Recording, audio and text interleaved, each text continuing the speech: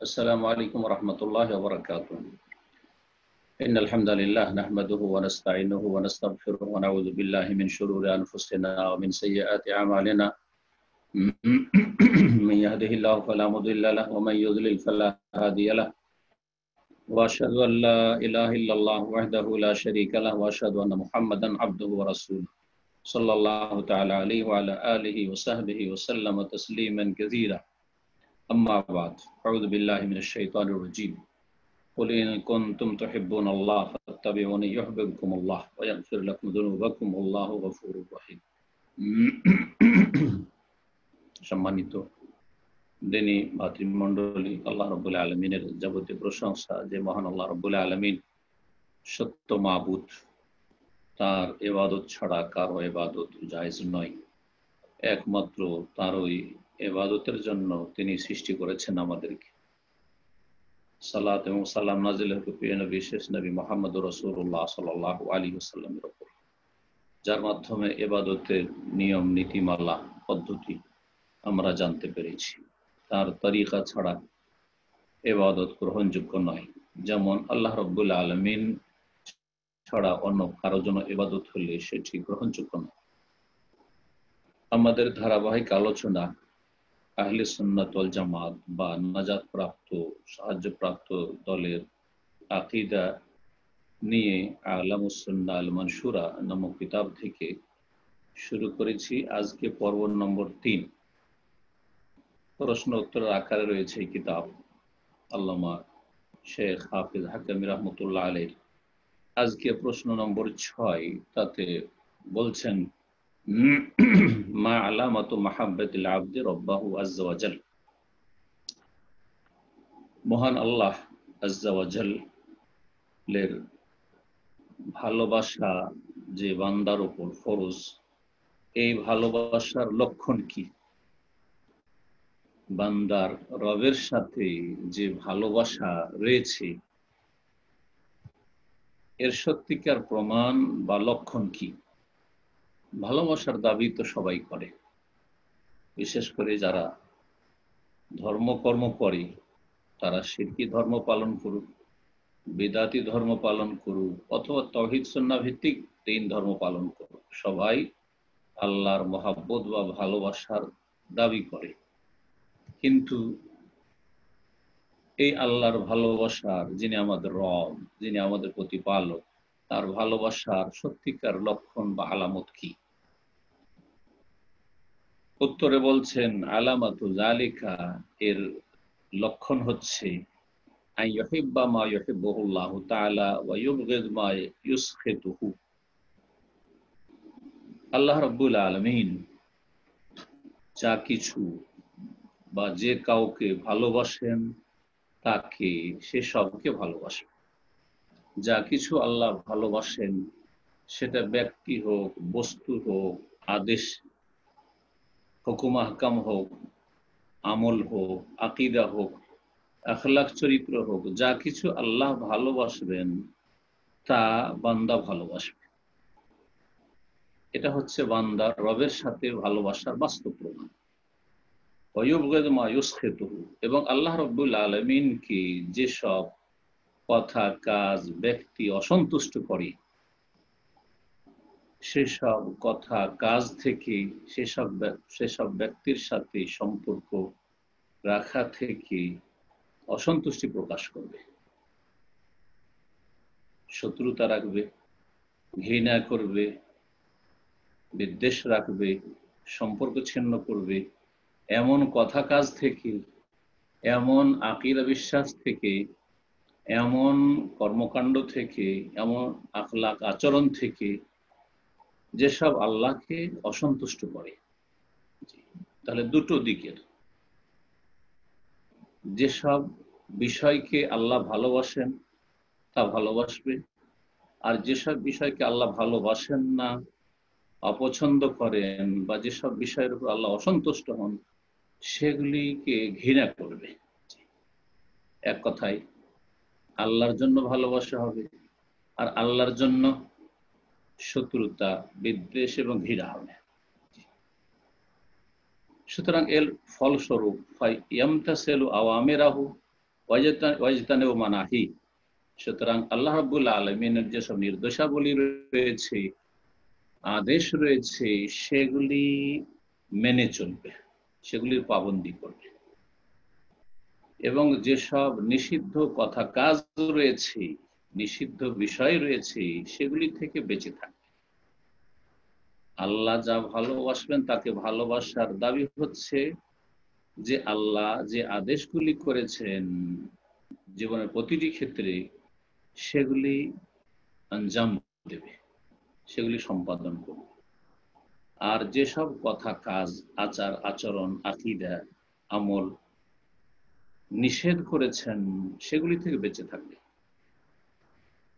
ওয়ালি আউলিয়া আহ, এবং আল্লাহর বন্ধুদেরকে, আল্লাহর নেক বান্দাদেরকে, ভালো মানুষদেরকে, আল্লাহর ওলিদেরকে, আর আল্লাহর ওলি মানে প্রত্যেক মুমিন, ইমানদার, তৌহিদবাদী, সুন্নতের অনুসারী, নর হোক আর নারী হোক, সবে আল্লাহর ওলি। আল্লাহু ওয়ালিউল মুমিনিন, আল্লাহ কোরআনে বলছেন। আল্লাহু ওয়ালিউল্লাযীনা আমানু, আল্লাহ ইমানদারদের ওলি। জি, আল্লাহ মুমিনদের ওলি। কোরআনে কারীমের বেশ কিছু আয়াত রয়েছে। ইন্না ওয়ালিয়াকুমুল্লাহু ওয়া রাসূলুহু আল্লাযীনা আমানু, নিশ্চয় জি তোমাদের বন্ধু হচ্ছে আল্লাহ এবং রাসূল এবং যারা ঈমানদার। তো আল্লাহর বন্ধুদেরকে, আল্লাহ যাদেরকে ভালোবাসে তাদেরকে ভালোবাসে। ওয়া ইউআদি আদাআহু, এবং আল্লাহর যারা শত্রু,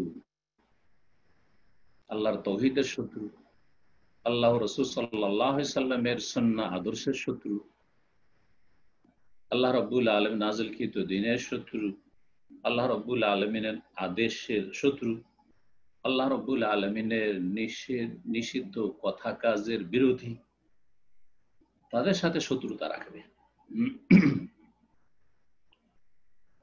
এই জন্যই হাদিসে রয়েছে, এবং এটি হচ্ছে আকীদার বিষয়, কোনো আমলের বিষয় না, এটি আপনাকে বিশ্বাস রাখতে অন্তর থেকে, এবং সে অনুযায়ী আপনার জীবন পরিচালিত হবে। সেটা হচ্ছে আল্লাহর জন্য ভালোবাসা এবং আল্লাহর জন্য বৈরিতা রাখা, যেটিকে ঈমানের সবচাইতে মজবুত হাতল বলা হয়েছে। ওয়ালিহাযা কান আওসাকুল আল ঈমান আল হুব্বু ফিল্লাহি ওয়াল বুগযু ফিহি। এই জন্য ঈমানের সবচাইতে মজবুত হাতল হচ্ছে, মজবুত কড়া হচ্ছে, মজবুত শিকল হচ্ছে আল হুব্বু ফিল্লাহ, আল্লাহর জন্য ভালোবাসা। এটি সবচেয়ে মজবুত বাঁধন। এ মুসলিম উম্মার যে বাঁধন, অত্যন্ত শক্তিশালী মজবুত বাঁধন। জি, এই বাঁধন কোনোদিন ঢিলা হয়ে যায় না। খুলে যাওয়া তো দূরের কথা, ভেঙে যাওয়া তো দূরের কথা, বিচ্ছিন্ন হয়ে যাওয়া দূরের কথা। জি, কখনো ঢিলা হয় না। সবচাইতে মজবুত বাঁধন হচ্ছে ঈমানের আল হুব্বু ফিল্লাহ, আল্লাহর জন্য ভালোবাসা, ওয়াল বুগযু ফিল্লাহ, এবং আল্লাহর জন্য বিদ্বেষ, শত্রুতা রাখা। ব্যক্তির সাথে, বস্তুর সাথে, বিষয়ের সাথে, বিশ্বাসের সাথে, আমলের সাথে, আচার আচরণের সাথে। জি, আল হুব্বু ফিল্লাহ ওয়াল বুগযু ফিল্লাহ। রাসূলুল্লাহ সাল্লাল্লাহু আলাইহি ওয়াসাল্লামের প্রসিদ্ধ হাদিস, কথা লম্বা না করে শুধু ইঙ্গিত করে দিই যে হাদিসটি সহিহ বুখারীর হাদিস। সাবাতু ইউযিল্লুহুমুল্লাহ ফি যিল্লিহি, 7 প্রকারের মানুষকে আল্লাহ রাব্বুল আলামিন তার স্পেশাল ছায়ায় স্থান দেবেন বিচার দিবসে, কিয়ামতের মাঠে। তার মধ্যে এক শ্রেণীর মানুষ, ওয়ারাজুলানে তাহাব্বা ফিল্লাহ ইজতামা আলাইহি ওয়া তাফাররাকা আলাইহি, দুইজন মানুষ একে অপরকে ভালোবাসে, দুইজন হোক, ব্যক্তি হোক, দুই পরিবার হোক, দুই সমাজের লোক হোক, দুই দেশের লোক হোক, বিভিন্ন দেশের লোক হোক, হ্যাঁ, দুই বর্ণের লোক হোক, জি, যে কোনো শ্রেণী আপনি ভাগ করতে পারেন। রাজুলানে, দুই শ্রেণীর মানুষ, দুই ব্যক্তি, সর্বনিম্ন থেকে শুরু করা হয়েছে। তাহাব্বা ফিল্লাহ, আল্লাহর জন্য ভালোবাসা একে অপরকে। কিসের জন্য ভালোবাসা? দ্বীনি ভালোবাসা। জি, আর অন্য কোনো বাঁধন নেই, অন্য কোনো স্বার্থ নেই। ইজতামা আলাইহি, এর জন্য একত্রিত হয়, আল্লাহর ভালোবাসার ভিত্তিতে ঐক্য গড়ে উঠে। ওয়া তাফাররাকা আলাইহি, এবং আল্লাহর ভালোবাসার ভিত্তিতে বিচ্ছিন্নতা তারা তৈরি করে। বিচ্ছিন্ন যদি হয় আল্লাহর ভালোবাসার ভিত্তিতে, যদি এক হইতে হয়, ঐক্য গড়ে তুলতে হয় এই আল্লাহর ভালোবাসার ভিত্তিতে, তাহাবা ফিল, আল্লাহর জন্য। এবং আল্লাহ রাব্বুল আলামিনের হকের ক্ষেত্রে সবচেয়ে বড় হক হচ্ছে তাওহীদ। সুতরাং ঐক্য হবে তাওহীদের ভিত্তিতে, তাওহীদের ভিত্তিতে, অন্য কোনো বিষয়ের ভিত্তি করে নয়। ঐক্য হবে রাসূলুল্লাহ সাল্লাল্লাহু আলাইহি ওয়াসাল্লামের আদর্শের ভিত্তিতে, কারণ তাওহীদ ছাড়া কোনো আমল কবুল হয় না। একটু পরে আলোচনায় আসবে, তাওহীদ ছাড়া কোনো আমল কবুল হয় না। আর রাসূলুল্লাহ সাল্লাল্লাহু আলাইহি ওয়াসাল্লামের আদর্শ ছাড়া, সুন্নাহ ছাড়া, রাসূলুল্লাহ সাল্লাল্লাহু আলাইহি ওয়াসাল্লামের তরিকা ছাড়া অন্য কোনো তরিকার কোনো ইবাদত বন্দেগী আমল কবুল হয় না। সুতরাং আমাদের ঐক্য হবে তাওহীদ ভিত্তিক এবং সুন্নাহ ভিত্তিক। খুব সহজ বিষয়। অন্য কোন ব্যক্তিকে, বস্তুকে, কোনো কিছুকে কেন্দ্র করে যদি ঐক্য গড়ার চেষ্টা করে, কিয়ামত হয়ে যাবে, কোনদিন মানব জাতির মাঝে ঐক্য আসবে না। এই তাওহীদ আর শিরকের কারণেই আদম সন্তান দুই ভাগে বিভক্ত হয়েছে, মুমিন আর কাফির, সৎ আর অসৎ, নেক আর বদ। জি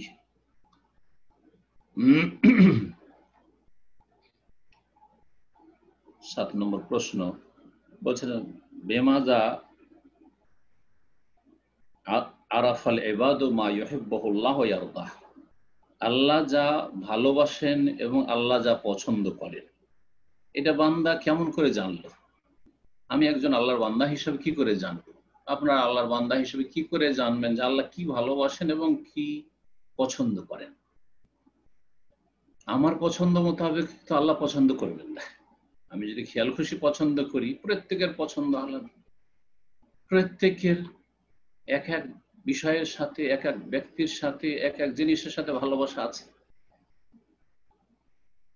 এক এক মানুষ এক এক জিনিসকে, এক একটি বিষয়কে বেশি পছন্দ করে। তাহলে বান্দা কোন মাপকাঠির ভিত্তিতে জানবে যে আল্লাহ কি ভালোবাসেন এবং আল্লাহ কি চয়েস করেন, পছন্দ করেন?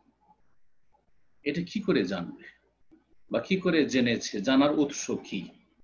বলছেন জবাবে, আরাফুহু বিইরসালিল্লাহি তাআলা রাসূল, বান্দা আল্লাহ রাব্বুল আলামিনের ভালোবাসার বিষয় বস্তুগুলিকে জেনেছে আল্লাহ রাব্বুল আলামিনের আম্বিয়া এবং রাসূলগণ যে তিনি যুগে যুগে প্রেরণ করেছেন তাদের মাধ্যমে। মানব জাতি আল্লাহর বান্দা তারা এইভাবে জেনেছে। ওয়া ইনজালিল কুতুব, এবং বিভিন্ন যুগে যে আল্লাহ আসমানি কিতাব নাযিল করেছেন, সেসব আসমানি কিতাব যেগুলি ওহী ইলাহি, ওহীর মাধ্যমে জেনেছে। এক কথায় রাসূলগণের মাধ্যমে আর ওহীর মাধ্যমেই বান্দা জানতে সক্ষম হয়েছে যে কোনটা আল্লাহ ভালোবাসেন, কোনটা আল্লাহ ভালোবাসেন না, কোনটা আল্লাহ পছন্দ করেন, কোনটা আল্লাহ পছন্দ করেন না। এই আসমানি কিতাব সমূহে এবং রাসূলগণের বাণীতে কি ফুটে উঠেছে? আমিরান বিমা ইউহিব্বুহুল্লাহ ওয়া ইয়ারদাহ, এসব আসমানি কিতাবে এবং আম্বিয়া রাসূলগণের বাণীতে নির্দেশ দেওয়া হয়েছে যা আল্লাহ ভালোবাসেন সেসব কথা কাজে, যেসব কথা কাজকে আল্লাহ পছন্দ করেন সেগুলি নির্দেশ দেওয়া হয়েছে। নাহিয়ান আম্মা ইয়াকরাহু ওয়া ইয়াবাহু, এবং যেসব কথা কাজকে আল্লাহ পছন্দ করেন না, ঘৃণা করেন, এবং যেগুলিকে আল্লাহ অস্বীকার করেন সেসব কথা কাজ থেকে নিষেধ করা হয়েছে। জি, আসমানি কিতাব সমূহ। আর সর্বশেষ কিতাব, যেই কিতাব অন্যান্য সমস্ত আসমানি কিতাবকে রহিতকারী, সর্বশেষ রাসূল মুহাম্মদুর রাসূলুল্লাহ সাল্লাল্লাহু আলাইহি ওয়াসাল্লাম, আর সর্বশেষ কিতাব আসমানি গ্রন্থ আল কোরআনুল কারীম, যা দিয়ে বিগত আসমানি কিতাবগুলিকে রহিত করে দেওয়া হয়েছে এবং সেগুলি থেকে যেগুলিকে আল্লাহ স্বীকৃতি দেওয়ার, যেগুলিকে বহাল রাখার, সেগুলিকে কোরআনে কারিমে সুন্নাহে স্বীকৃতি দেওয়া হয়েছে। আর এই আসমানি কিতাব সমূহের মাধ্যমে এবং রাসূলগণের মাধ্যমে মানব জাতির ওপর অকাট্য দলিল প্রতিষ্ঠিত হয়েছে, হুজ্জত কায়েম হয়েছে। কেউ কোনো অজুহাত পেশ করতে পারবে না বিচার দিবসে, বদলার সময়, প্রতিদানের সময়, যে আল্লাহ আমি তো জানতাম না যে আপনি কি পছন্দ করেন, আল্লাহ আমি তো জানতাম না যে আপনি কি ভালোবাসেন, আমি যেটাকে আমার বিবেক বুদ্ধিতে ভেবেছি যে আপনি এগুলি খুব ভালোবাসেন সেগুলি করেছি। এ কথা বলার কোনো সুযোগ নেই আসমানি কিতাব নাজিল হওয়ার পর এবং রাসূলের আগমনের পরে। ওয়াজাহারাত হিকমাতুহুল বালিগা, এবং আল্লাহ রাব্বুল আলামিনের যে বিশাল হিকমত, প্রজ্ঞা প্রকাশ পেয়েছে এই আসমানি কিতাবের মাধ্যমে এবং রাসূল প্রেরণের মাধ্যমে। মহান আল্লাহ ইরশাদ করছেন, রাসূলাম মুবাশশিরিনা ওয়া মুনযিরিন, আল্লাহ বহু রাসূল পাঠিয়েছেন। রাসূলের বহুবচন, অনেক রাসূল পাঠিয়েছেন সুসংবাদদাতা করে এবং সতর্ক সাবধানকারী করে। তারা সুসংবাদ দিয়েছেন যারা মেনে নিয়েছে তাদেরকে, সতর্ক সাবধান করেছেন অবাধ্যদেরকে, নাফরমানদেরকে। কেন আল্লাহ বহু রাসূল যুগ যুগ পাঠিয়েছেন? লিআল্লা ইয়াকুনা লিন-নাসি আলাল্লাহি হুজ্জাতুন বা'দার রাসূল, যাতে করে মানব জাতির আল্লাহর সামনে কোনো অজুহাত না থেকে যায়, কোনো দলিল প্রমাণ পেশ না করতে পারে রাসূলগণ আসার পরে, যে আল্লাহ আমাদেরকে জানাবে কি, আমরা তো জানার সুযোগ পাইনি, এই কথা বলার সুযোগ যেন না থাকে। সূরা নিসা আয়াত নম্বর 165। এ তো ছিল সমস্ত যুগে যুগে যে নবী রাসূলগণ এসেছেন সকলের সম্পর্কে, বিশেষ করে যেহেতু শেষ নবীর দাওয়াত সারা বিশ্বের সমস্ত মানবতার জন্য, এবং শেষ নবীর দাওয়াতের মাধ্যমে সমস্ত দিনকে রহিত করা হয়েছে, সমস্ত দিনের বিধিবিধানকে রহিত করা হয়েছে, আর যেগুলিকে আল্লাহ ভালো মনে করেছে সেগুলিকে কোরআন এবং সুন্নাহর মাধ্যমে সেগুলিকে অনুমোদন দান করেছেন। এর দলিল সূরা আলে ইমরানের আয়াত নম্বর 31। মহান আল্লাহ ইরশাদ করছেন, কুল হে নবী বলে দাও, মুহাম্মদ সাল্লাল্লাহু আলাইহি ওয়াসাল্লামকে, শেষ রাসূলকে সম্বোধন করে আল্লাহ বলছেন, বলে দাও মানব জাতি, ইন কুনতুম তুহিব্বুন আল্লাহ, তোমরা যদি আল্লাহকে ভালোবেসে থাকো, যেমন আল্লাহকে ভালোবাসি, তাহলে কি করতে হবে? ফাত্তাবিউনি, আমি মুহাম্মদুর রাসূলুল্লাহ সাল্লাল্লাহু আলাইহি ওয়াসাল্লাম যে শেষ রাসূল এসেছি আমার অনুসরণ করো, আমাকে ফলো করো। তাহলে তোমরা আল্লাহর ভালোবাসার প্রমাণ দিলে। ভালোবাসার দাবি হচ্ছে যে আল্লাহকে ভালোবাসি, প্রমাণ হচ্ছে যে রাসূলুল্লাহ সাল্লাল্লাহু আলাইহি ওয়াসাল্লামের অনুসরণ করি, তাই এটা আমরা প্রমাণ দিলাম যে আল্লাহকে ভালোবাসি, এর সত্যতা। তাহলে ফলাফল কি? ইউহিব্বুকুম, আল্লাহ তোমাদেরকে ভালোবাসবেন। তোমরা আল্লাহর ভালোবাসার প্রমাণ দিতে পারলে, সত্যিকার অর্থে ভালোবাসলে, সুতরাং আল্লাহ তোমাদেরকে ভালোবাসবেন। অতিরিক্ত কি দেবেন? ওয়াগফির লাকুম যুনুবাকুম, এবং তোমাদের গুনাহগুলিকে আল্লাহ ক্ষমা করে দেবেন। আল্লাহু গফুর রহিম, এবং আল্লাহ রাব্বুল আলামিন বড় ক্ষমাশীল, বড় দয়ালু। 8 নম্বর প্রশ্ন, ইবাদতের শর্ত কয়টি? ইবাদতের শর্ত কয়টি? লেখক বলছেন ইবাদতের শর্ত হচ্ছে 3টি। জি, এতদিন পর্যন্ত যারা তাওহীদ আর সুন্নাহ নিয়ে পড়াশোনা করেছেন জানেন যে ইবাদতের শর্ত বা ইবাদত কবুল হওয়ার শর্ত, ইবাদতের শর্ত আসলে নাই, কথাটিতে একটু সূক্ষ্মতা রয়েছে। আমরা যারা সাধারণভাবে পড়াশোনা করেছি তো মনে আছে হয়তো কথাটি, ইবাদত কবুল হওয়ার শর্ত বলে থাকি। যখন ইবাদত কবুলের শর্ত বলবেন তখন 2টি, যদিও কেউ কেউ বাড়িয়েছে। আর যখন ইবাদতের শর্ত বলবেন তখন 3টি। এই কথাই বলছেন এখানে লেখক রাহমাতুল্লাহ আলাইহি। বলছেন ইবাদতের শর্ত হচ্ছে সালাসা, 3টি। প্রথম শর্ত হচ্ছে আল আউয়াল সিদকুল আজিমা, সংকল্পের সততা। মনের যে সংকল্প রয়েছে এতে যেন সততা থাকে। জি, সত্যি সত্যি আপনি এই কাজে আন্তরিক, মন লাগিয়ে করছেন আপনি। সিদকুল আজিমা, আজিমা হচ্ছে সংকল্প, আর সিদকুল মানে সততা, দৃঢ় সংকল্পের সততা। আপনি যে দৃঢ় সংকল্পবদ্ধ, এতে আপনার সততা রয়েছে। বলছেন ওয়াহুয়া শারতুন ফি ওজুদিহা, এইটি ইবাদতের অস্তিত্বের জন্য শর্ত। ইবাদতের কোনো অস্তিত্বই থাকবে না যদি আপনার মধ্যে সংকল্প না থাকে, সত্যিকার অর্থে সংকল্প না থাকে।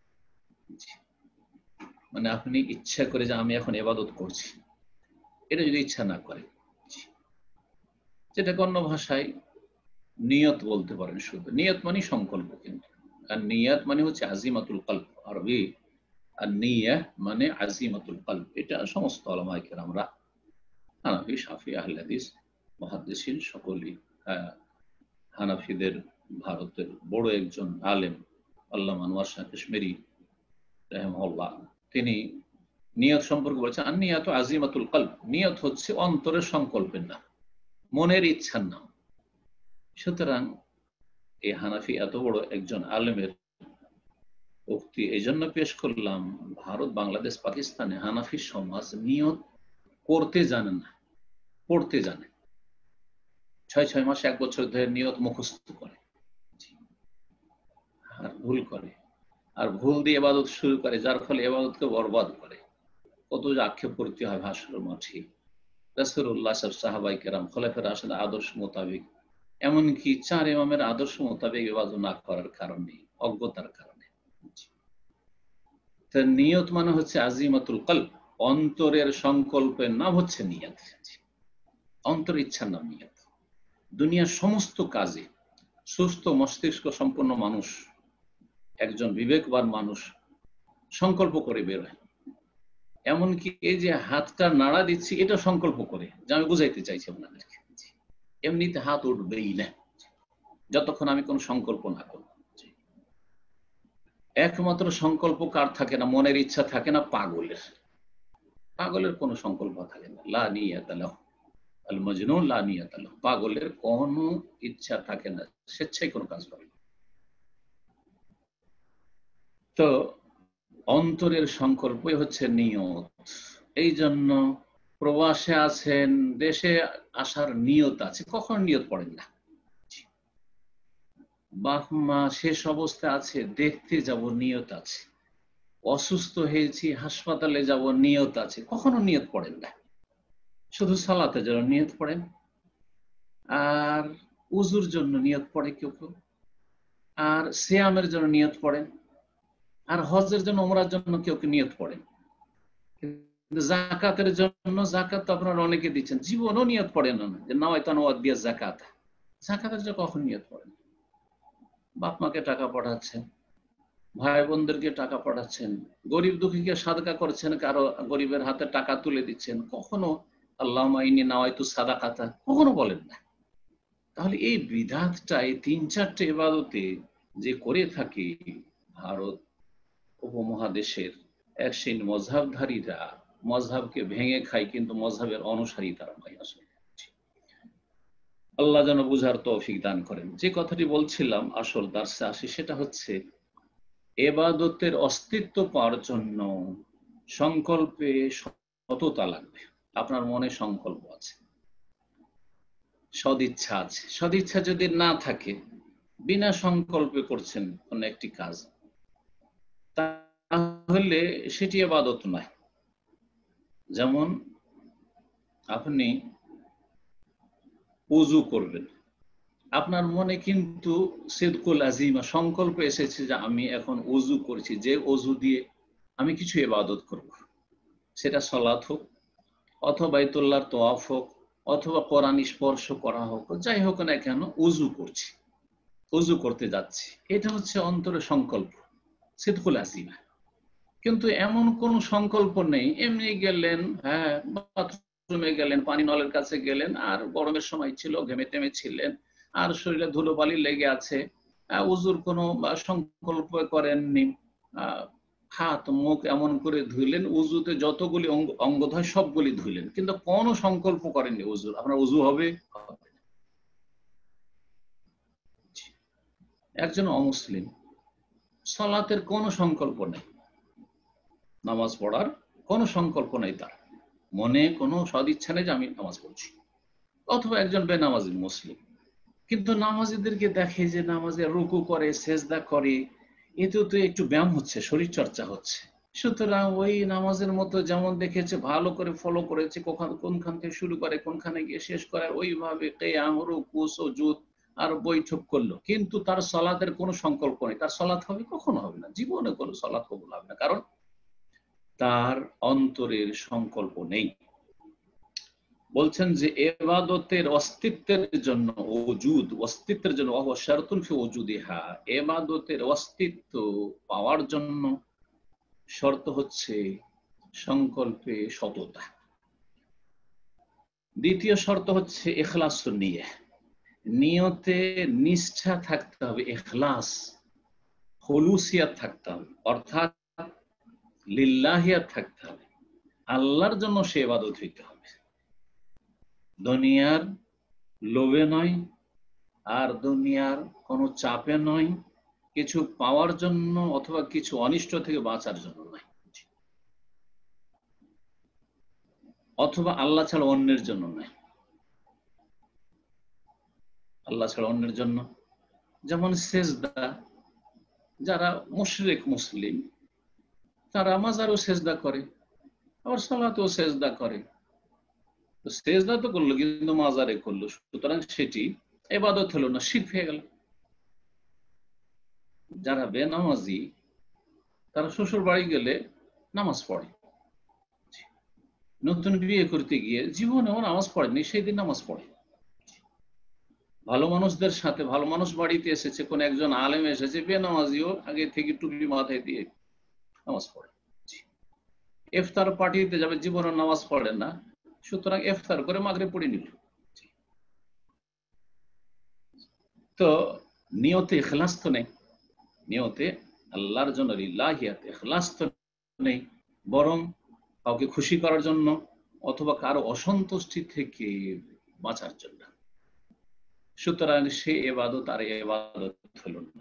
এক কথায় নিয়তে ইখলাস হতে হবে দ্বিতীয় শর্ত ইবাদতের জন্য। তৃতীয় শর্ত আস-সালিস মুওয়াফাকাতুশ শারঈ, শরীয়ত সম্মত হইতে হবে, শরীয়ত সম্মত হইতে হবে।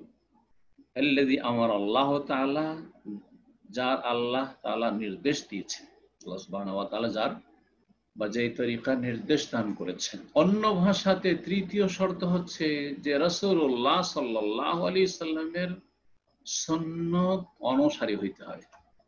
সহজ ভাষায় রাসূলুল্লাহর তরিকা হইতে হবে। আমি সহজ ভাষায় মানুষকে বোঝানোর চেষ্টা করি, ইবাদত কবুলের দুটো শর্ত, এই দ্বিতীয় এবং তৃতীয় এখানে। সেটা হচ্ছে এক আল্লাহর জন্য হইতে হবে, দুনিয়ার কোনো গরজে না, স্বার্থে নয়, আর এক রসুলের তরিকা হইতে হবে। তৃতীয় যেটা শরীয়ত সম্মত হইতে হবে, মানে এক রাসূল সাল্লাল্লাহু আলাইহি সাল্লামের তরিকা হইতে হবে, অন্য কোনো কারো তরিকায় হইলে হবে না। কেউ যদি বলে আমি রাসূলুল্লাহ সাল্লাল্লাহু আলাইহি ওয়াসাল্লামের তরিকায় পড়ি না, আমি আব্দুল কাদের জিলানীর তরিকায় নামাজ পড়ি, হবে না। আমি আবু হানিফা, শাফি, মালিক, আহমদের তরিকায় নামাজ পড়ি, না না না, হবে না। তাদেরকে আল্লাহ পাঠাননি তাদের তরিকা অনুসরণ করার জন্য, তাদের কাছ থেকে এলেম নিতে পারেন, কিন্তু সেই এলেমে যখনই একটা ভুল স্পষ্ট হবে তখন ছেড়ে দেওয়া ফরজ আপনার জন্য। কিন্তু যার কোনো ভুল হয়নি, যাকে ওহী দিয়ে আল্লাহ পরিচালিত করেছেন, জি, ওহী ছাড়া একটিও কথা বলেনি, ওমা ইয়ানতিকু আনিল হাওয়া ইন হুয়া ইল্লা ওয়াহয়ুন ইউহা, তিনি হচ্ছেন সাইয়্যিদুল মুরসালিন খাতামুন নবিয়্যিন মুহাম্মদুর রাসূলুল্লাহ সাল্লাল্লাহু আলাইহি ওয়াসাল্লাম, তার তরিকা অনুযায়ী হইতে হবে। জি, অর্থাৎ আল্লাহ ইউদানা ইল্লা বিহি, আপনি দিন পালন করবেন এই শরীয়তের অনুসরণে, এই তরিকায়, শরীয়ত সম্মত তরিকা আপনি দিন পালন করবেন। তারপর বলছেন ওয়াহুমা শারতানি ফি কবুলিহা, এই দ্বিতীয় এবং তৃতীয় শর্ত হচ্ছে ইবাদত কবুল হওয়ার শর্ত। আর প্রথমটি সম্পর্কে বললেন যেটা হচ্ছে সংকল্পের সততা, সেটা হচ্ছে শারতুন ফি ওজুদিহাত, ইবাদতের অস্তিত্বের শর্ত হচ্ছে এক নম্বরটি, সেটা হচ্ছে সিদকুন নিয়া, নিয়তে সততা থাকতে হবে, সিদকুল আজিমা, সংকল্পে সততা থাকতে হবে। আর ইবাদত কবুল হওয়ার জন্য দ্বিতীয় শর্ত ইখলাসুন নিয়া, এক আল্লাহর জন্য নিষ্ঠার সাথে করতে হবে, এবং শরীয়ত সম্মত এক রাসূলুল্লাহ সাল্লাল্লাহু আলাইহি ওয়াসাল্লামের তরিকায় হতে হবে। 9 নম্বরে বলছেন যে আমরা যে জানলাম যে ইবাদতের তিনটি শর্ত, প্রথম শর্ত ছিল সিদকুল আজিমা, সংকল্পে সততা, মনের সংকল্পে যেন সততা থাকে। এর অর্থ কি এটা একটু বুঝিয়ে বলুন। তো বলছেন হুয়া তারকুত তাকাসুল ওয়া তাওয়ানি ওয়া বাযলুল জুহদ ফি আন ইউসাদ্দিকা কাওলুহু বিফিলিহি বা আন ইউসাদ্দিকা কাওলুহু বিফিলিহি। সংকল্পের সততা হচ্ছে অলসতা পরিহার করা, যেন অলসতা না থাকে, অবহেলা অলসতা। একটু সলাতের শুরু থেকে শেষ পর্যন্ত একটু সলাত উপলব্ধি করলেন না, গোটা দুনিয়ায় মেতে থাকলেন আপনি। যেমন এক শ্রেণীর লোকেরা মোবাইল নিয়ে অথবা টিভি নিয়ে অথবা দুনিয়ার হিসাব নিকাশ নিয়ে ব্যস্ত ব্যস্ত ব্যস্ত। যেমনই জামাত শুরু হয়েছে দৌড় দিয়ে গিয়ে ঢুকলো, কিন্তু ওই যে হিসাব নিকাশ চলছিল বা যা কিছু দেখছিল আপনার ফোনে অথবা কম্পিউটারে ইন্টারনেটে, তাই মগজে ঢুকে আছে। সালাত শেষ হয়ে গেল, কিছুই উপলব্ধি করলো না। জি, একেবারে অবহেলা। হবে না, আপনার সংকল্পে সততা নেই। সংকল্পের সততা হচ্ছে তার কুত্তাও আসল, অলসতা পরিত্যাগ করা, অত্যাওয়ানি অবহেলা, ঢিলামি পরিত্যাগ করা, অবাজুলুল জোহদ সর্বাত্মক প্রচেষ্টা করা, সর্বাত্মক প্রচেষ্টা করা। আপনি যখন সালাত শুরু করছেন সচেষ্ট হবেন যে আমি একটি ইবাদত করছি। আপনি যখন ওযু করছেন সচেষ্ট হবেন যে আমি এখন তাহারাত অর্জন করছি। এইভাবে প্রত্যেকটি ইবাদতের ক্ষেত্রে প্রচেষ্টা চালাতে হবে। কি বিষয়ে বলছে? ফি আন ইউসাদ্দিকা কাওলাহু বিফিলিহি, যেই কথাটি বলছে সেই কথাটি যেন সত্যতা প্রমাণ করে তার কাজ, মানে কথা অনুযায়ী কাজ হয়। যেমন কথা বলছে তেমনই যেন কাজ হয়। আপনি সালাত পড়ে আসলেন, কেউ জিজ্ঞাসা করছে কোথায় গেছেন, বলছে সালাত আদায় গেছে, নামাজ পড়তে গিয়েছিলাম। তো সালাত আদায় করতে গিয়েছিলেন, তো আপনার যেন কর্ম এই সালাত আদায় করা আপনার কথার সত্যতা প্রমাণ করে যে সত্যি আপনি সত্যি সালাত সংকল্পের সাথে আপনি আদায় করতে, অন্তরের সত্যতার সাথে আদায় করতে গিয়েছিলেন। মহান আল্লাহ ইরশাদ করছেন সূরা সাফের আয়াত নম্বর 2-3, ইয়া আইয়ুহাল্লাযীনা আমানু লিমা তাকুলুনা মা লা তাফআলুন, যারা বলে একরকম আর করে আর একরকম, তাদের আল্লাহ নিন্দা করেছেন। জি, তাদেরকে তিরস্কার করেছেন। আল্লাহ বলছেন হে ঈমানদারগণ, লিমা তাকুলুনা মা লা তাফআলুন, যা তোমরা করো না তা বলো কেন? মুখে এক কথা আর কাজে আর একরকম উল্টো কেন? কাবুরা মাকতান ইনদাল্লাহ, আল্লাহর কাছে এটি বড় অসন্তুষ্টির কারণ। আল্লাহ বড় রাগান্বিত হন। আন তাকুলু মা লা তাফআলুন, যে এমন এমন কথা বলো কিন্তু কাজে করো না, কাজের বেলা নেই আর খুব লম্বা চড়া কথা। অনেকেই উপদেশ দিতে লাগিয়ে দেন, কিছু বলতে লাগিয়ে দেন, কিছু লিখতে লাগিয়ে দেন, স্ট্যাটাস মাশাআল্লাহ মনে হচ্ছে যে বড়ই বিজ্ঞ মানুষ, হ্যাঁ আল্লামা, কিন্তু আমল একেবারে বিপরীত না, এমনটা যেন না হয়।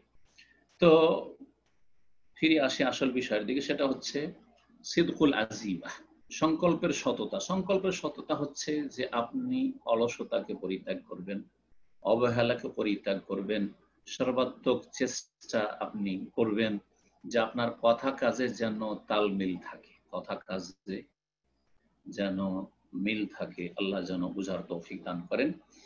এই কয়েকটি বিষয় নিয়ে আজকে আলোচনা করলাম। আল্লাহ রাব্বুল আলামিন যেন আমাদেরকে সঠিক দিন শিখার তৌফিক দান করেন, তৌহিদ বুঝার তৌফিক দান করেন, সুন্নাত জানার তৌফিক দান করেন এবং তৌহিদ সুন্নাহ ভিত্তিক ইবাদত বন্দেগীর তৌফিক দান করেন।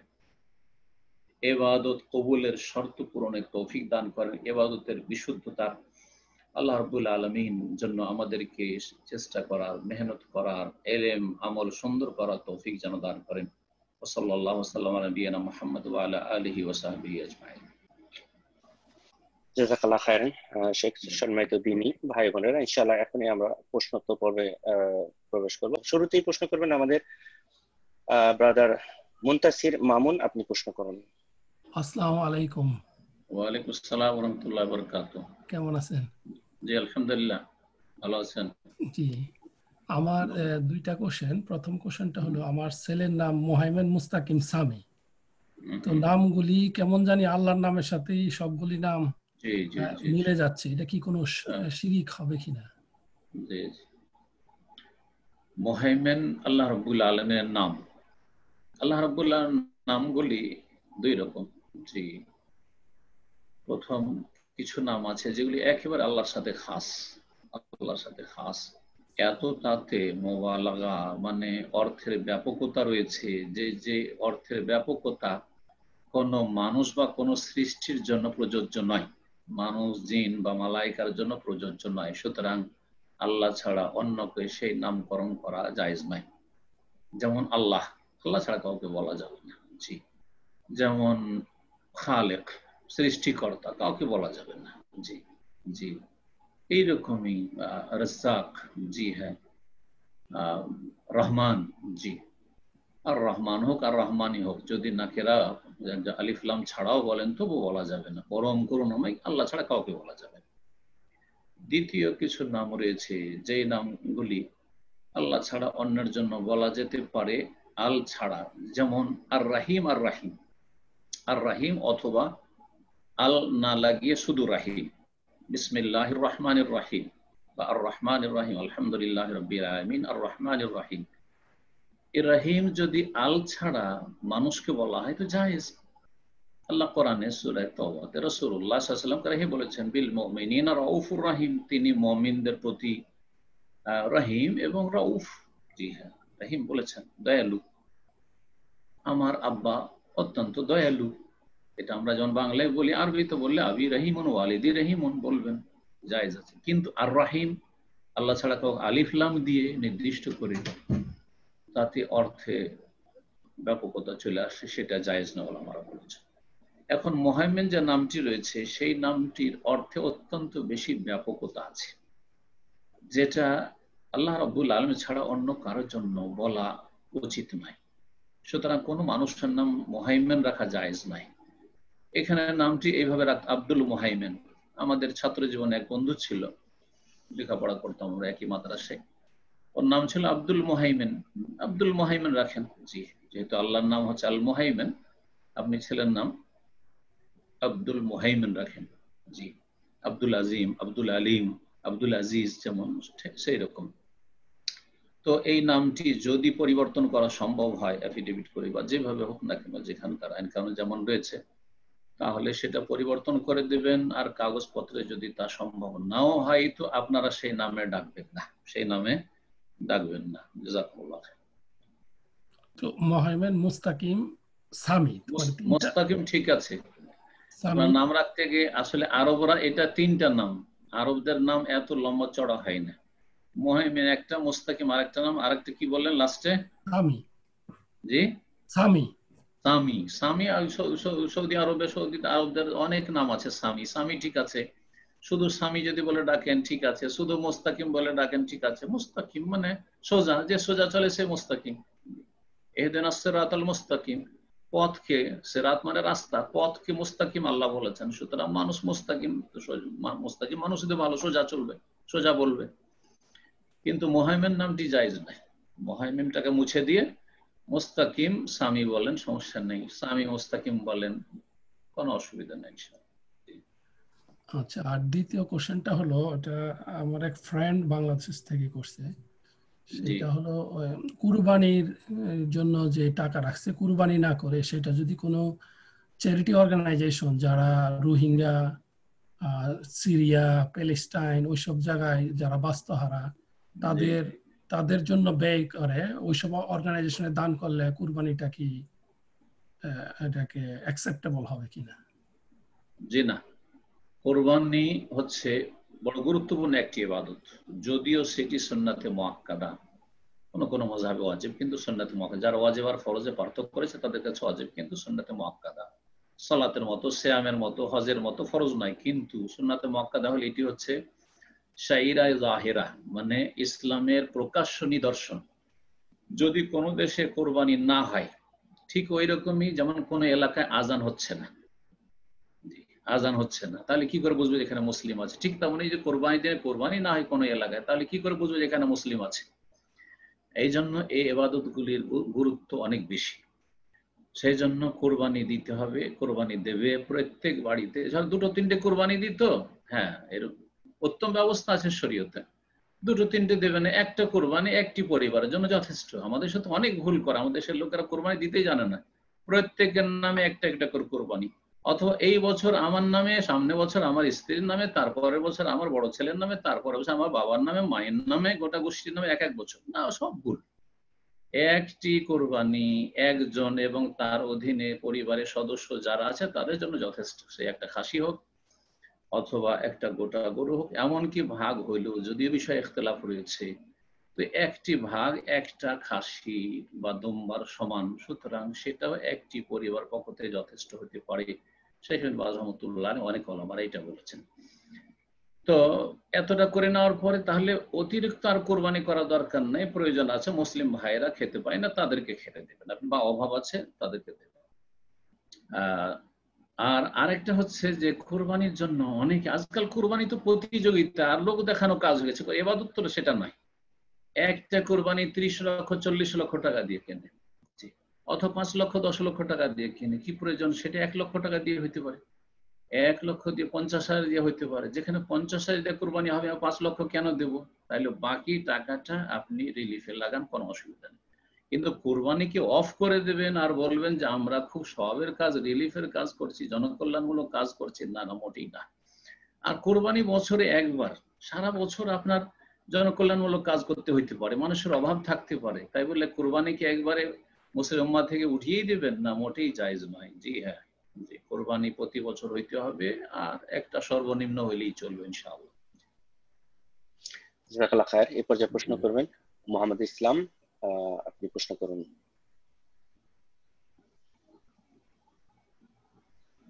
আসসালামু আলাইকুম শেখ, কেমন আছেন? ওয়ালাইকুম আসসালাম ওয়া রাহমাতুল্লাহি ওয়া বারাকাতুহু। জি ভাই বলেন। শেখ, আমার দুইটা কোশ্চেন। প্রথম প্রশ্ন হলো যে শরিয়াতের দৃষ্টিতে শেয়ার ব্যবসা কতটুকু জায়েজ, আর দ্বিতীয় কোশ্চেন হলো স্বামী স্ত্রী বাসায় জামাতে সালাত পড়তে পারবে কিনা, পড়লে কিভাবে পড়বে? জাযাকাল্লাহ খায়ের। আপনারা বিষয়ের সাথে সম্পর্কিত প্রশ্ন করবেন, আশা করি যারা নিয়মিত থাকছেন আমাদের ক্লাসে বিষয়ের সাথে সম্পর্কিত প্রশ্ন করবেন। শেয়ার বাজার, কিসের শেয়ার বাজার, এটা দেখার বিষয়। ওলামারা বলেছেন শর্ত সাপেক্ষ জায়েজ, বেশ কিছু শর্তের সাথে জায়েজ আছে। যে জিনিসে আপনি শেয়ার করছেন সেটা হালাল ব্যবসা কিনা, এসব দেখে বেশ কিছু শর্তের সাথে জায়েজ আছে। আপনি সুদী প্রতিষ্ঠানে, হারাম ব্যবসায় প্রতিষ্ঠানে, এগুলোতে শেয়ার করতে পারবেন না। যেসব হারাম পণ্য অথবা হারাম প্রোডাক্ট অথবা হারাম আদান প্রদান, সুদী ব্যাংক অথবা ইন্স্যুরেন্স কোম্পানি, জুয়া ইন্স্যুরেন্স কোম্পানি, জায়েজ নয়। বা হারাম খাদ্য, হারাম পানীয়, হারাম বস্তু, ব্যবসা বাণিজ্য, এইসব এতে শেয়ার জায়েজ নাই। তো যাই হোক, বেশ শর্তের সাথে সেই শেয়ার ব্যবসা জায়েজ আছে। 2 নম্বর যে বিষয়টি বলেন, স্বামী স্ত্রীর সালাত আদায় করা।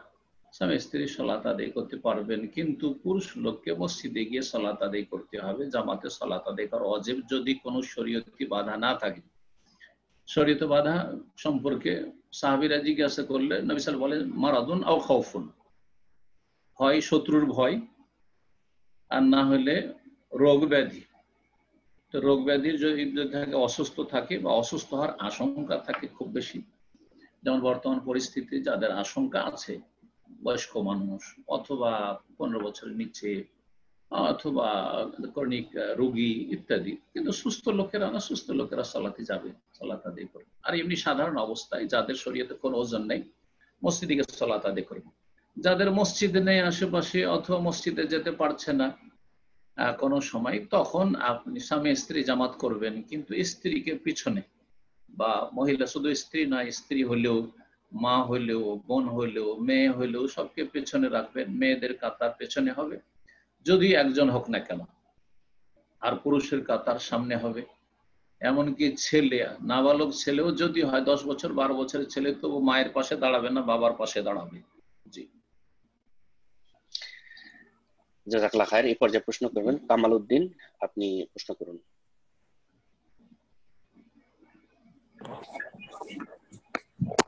আসসালামু আলাইকুম ওয়া রাহমাতুল্লাহি ওয়া বারাকাতুহু। আসসালামু ওয়া রাহমাতুল্লাহি ওয়া বারাকাতুহু।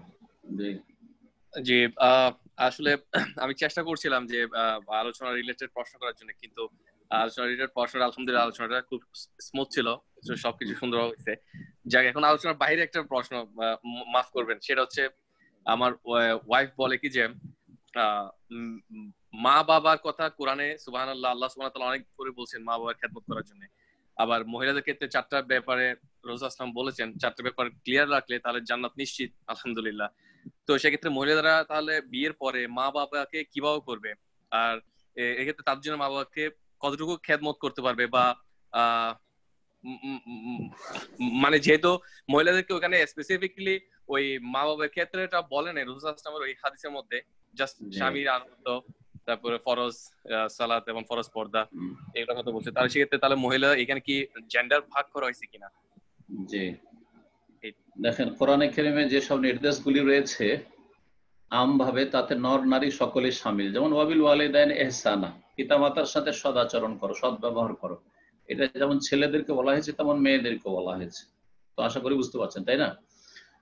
আর তারপরে স্পেশালি যে বলা হয়েছে এই হাদিসে আল মারআতু ইযা সাল্লাত খামসাহা ওয়া সামাত শাহরাহা ওয়া আহসানাত ফারজাহা ওয়া আতাআত বা'লাহা ফালতাদখুল মিন আইয়াবিল জান্নাতি শাহর। মহিলা যখন ইযা সাল্লাত খামসাহা 5 ওয়াক্ত সালাত আদায় করবে, রমজান মাসে সিয়াম পালন করবে, আর লজ্জা স্থানের হেফাজত করবে, আর স্বামীর আনুগত্য করবে, তাহলে জান্নাতের যে কোনো দরজা দিয়ে প্রবেশ করবে। এই হচ্ছে হাদিস। এই হাদিসকে ওই সব আয়াতের সাথে সমন্বয় করে আপনাকে বা একজন বোনকে আমল করতে হবে।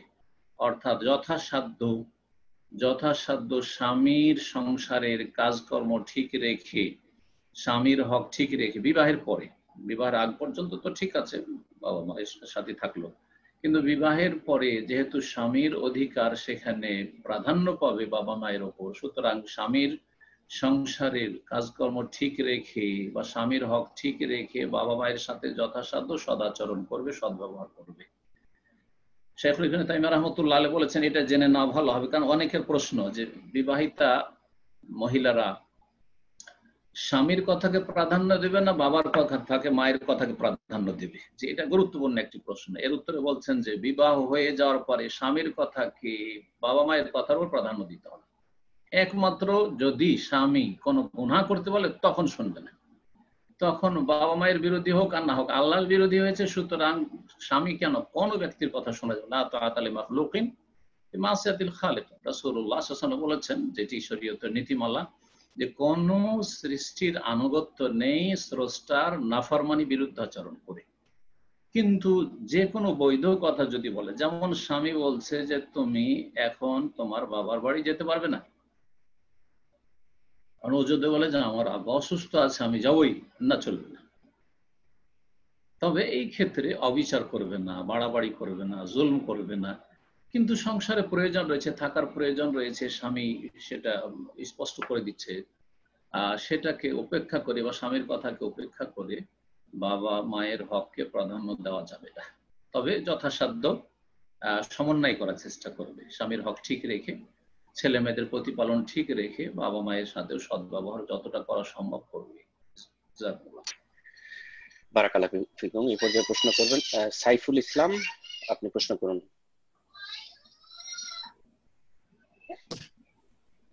আসসালামু আলাইকুম।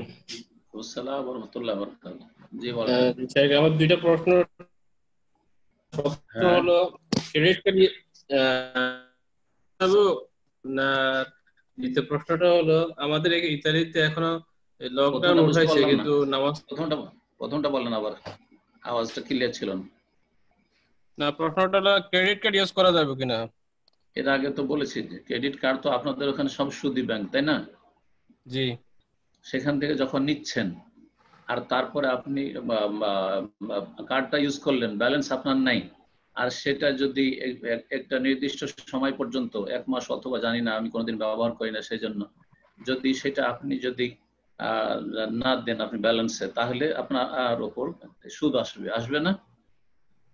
জি জি। সুতরাং জায়েজ নাই, অধিকাংশ আলেমদের কাছে জায়েজ না, অধিকাংশ আলেমদের কাছে জায়েজ না। অল্প কিছু আলেমরা বলেছে যে যদি আপনার জীবনের বিভিন্ন ক্ষেত্রে এই কার্ড ছাড়া একবারে চলা খুব মুশকিল, তখন হয়তো সীমিত আকারে জায়েজ হতে পারে। এটা কিছু অল্প কিছু আলেমদের ফতোয়া, বাকি অধিকাংশ আলেমা শেখ সালেহ ফৌজান আর অন্যান্য সব বলছেন না, জায়েজ নাই। কিন্তু যদি ইসলামিক শরিয়া ভিত্তিক যদি ব্যাংক থাকে, যেমন সৌদি আরবে রাজিহি ব্যাংক রয়েছে, আরো কিছু ব্যাংক রয়েছে, তাহলে কোনো অসুবিধা নেই ইনশাল্লাহ, তারা সুদ নেয় না, সুতরাং জায়েজ আছে।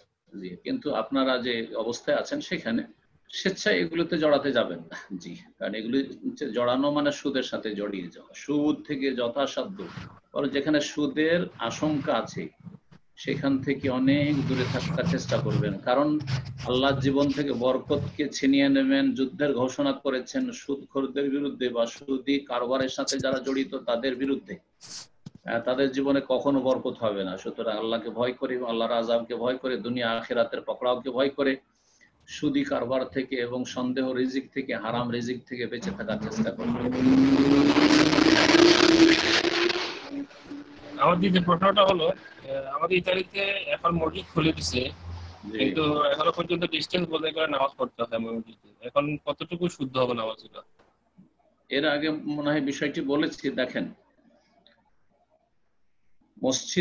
মসজিদ যদি খোলা থাকে, মসজিদে যাওয়ার অনুমতি থাকে, আর মসজিদে জামাত হচ্ছে, তো মসজিদে গেলে সেখানে সোশ্যাল ডিস্টেন্স বা সামাজিক দূরত্ব বজায় রেখে 2 মিটার বা 1.5 মিটার 1 মিটার যাই হোক না কেন দূরত্ব বজায় রেখে সালাত আদায় করতে বলছে। এমনকি সৌদি আরবেও এই ফতোয়াই দেওয়া হয়েছে। এখন আপনি করবেন কি? জি, এই ক্ষেত্রে ওলামারা বলছেন যে আপনি এইভাবে সালাত আদায় করতে পারবেন। সালাত আদায় করতে পারবেন বলছেন, তো তাহলে কি কাতারে কাতার কাছাকাছি হওয়া অথবা সেটে সেটে দাঁড়ানো, কাতারে কাতার মিলানো, এটা ওয়াজিব না সুন্নাত? বিষয়টা ভালো করে ক্লিয়ার আজকে শুনে নেন। অধিকাংশ ওলামারা বলছেন যে কাতারকে মিলানো মানে মানুষ সেটে সেটে দাঁড়ানো, কাতারে কাতার মেলানো বা এক ব্যক্তি আর এক ব্যক্তির সাথে একবারে কাছাকাছি দাঁড়ানো, সেটে দাঁড়ানো, এটি সুন্নাতে মুআক্কাদা ওয়াজিব ফরজ নয় অধিকাংশ ওলামাদের মতে। কিন্তু বেশ কিছু ওলামারা বলছেন না, কাতারে কাতার মেলানো ইত্তেসালু সুফুফ, কাতারে কাতার মেলানো এটা হচ্ছে ওয়াজিব।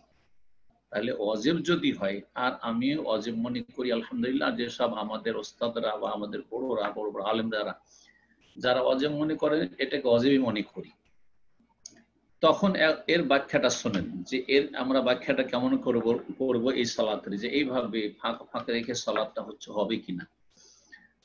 দেখেন, অনেক সময় ওয়াজিব ছাড়া জায়েজ রয়েছে, বিশেষ কারণে জরুরি যদি হয় তো ওয়াজিব ছাড়া জায়েজ রয়েছে, আর ওয়াজিব ছাড়লে সালাত হয়ে যাবে। কারণ ফিকহের কায়দা রয়েছে আদ-দারুরাতু তুবিহুল মাহদুরাত, মানুষের জন্য যখন জরুরি হয়ে পড়ে বা নিরুপায় হয়ে পড়ে তখন নিষিদ্ধ কথা কাজ জায়েজ হয়ে যায়। এতটুকু শুনে রাখার পরে আরেকটা যুক্তি এখানে মনে রাখেন, ফিকহি যুক্তি, সেটা হচ্ছে যে জামাতে সালাত আদায় করার হুকুম কি।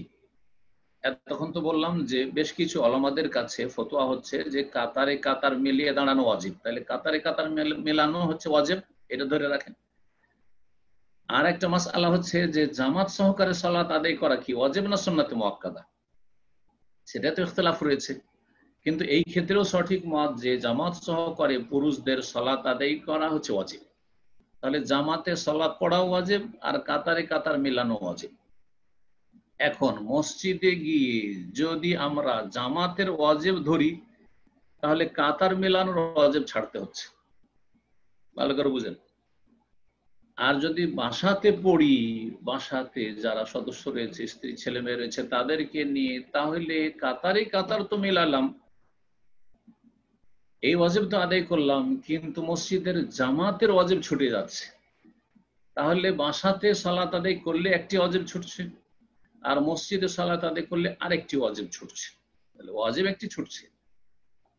এই জন্য আল্লাহু আলাম, আমি যেটা ঠিক মনে করছি যে কেউ যদি মনে করে যে আমি মসজিদে গিয়ে সালাত আদায় করব, একটি ওয়াজিব ছুটলো কাতারে কাতার মিলানো, তাতে ইখতিলাফ রয়েছে, কিন্তু মসজিদের জামাত যে ওয়াজিব, এই জামাতের ওয়াজিবটার হেফাজত করলো, ওয়ারকাউ মার রাখে, রুকুকারীদের সাথে রুকু করা আল্লাহ বলেছে, জামাত সহকারে সালাত আদায়।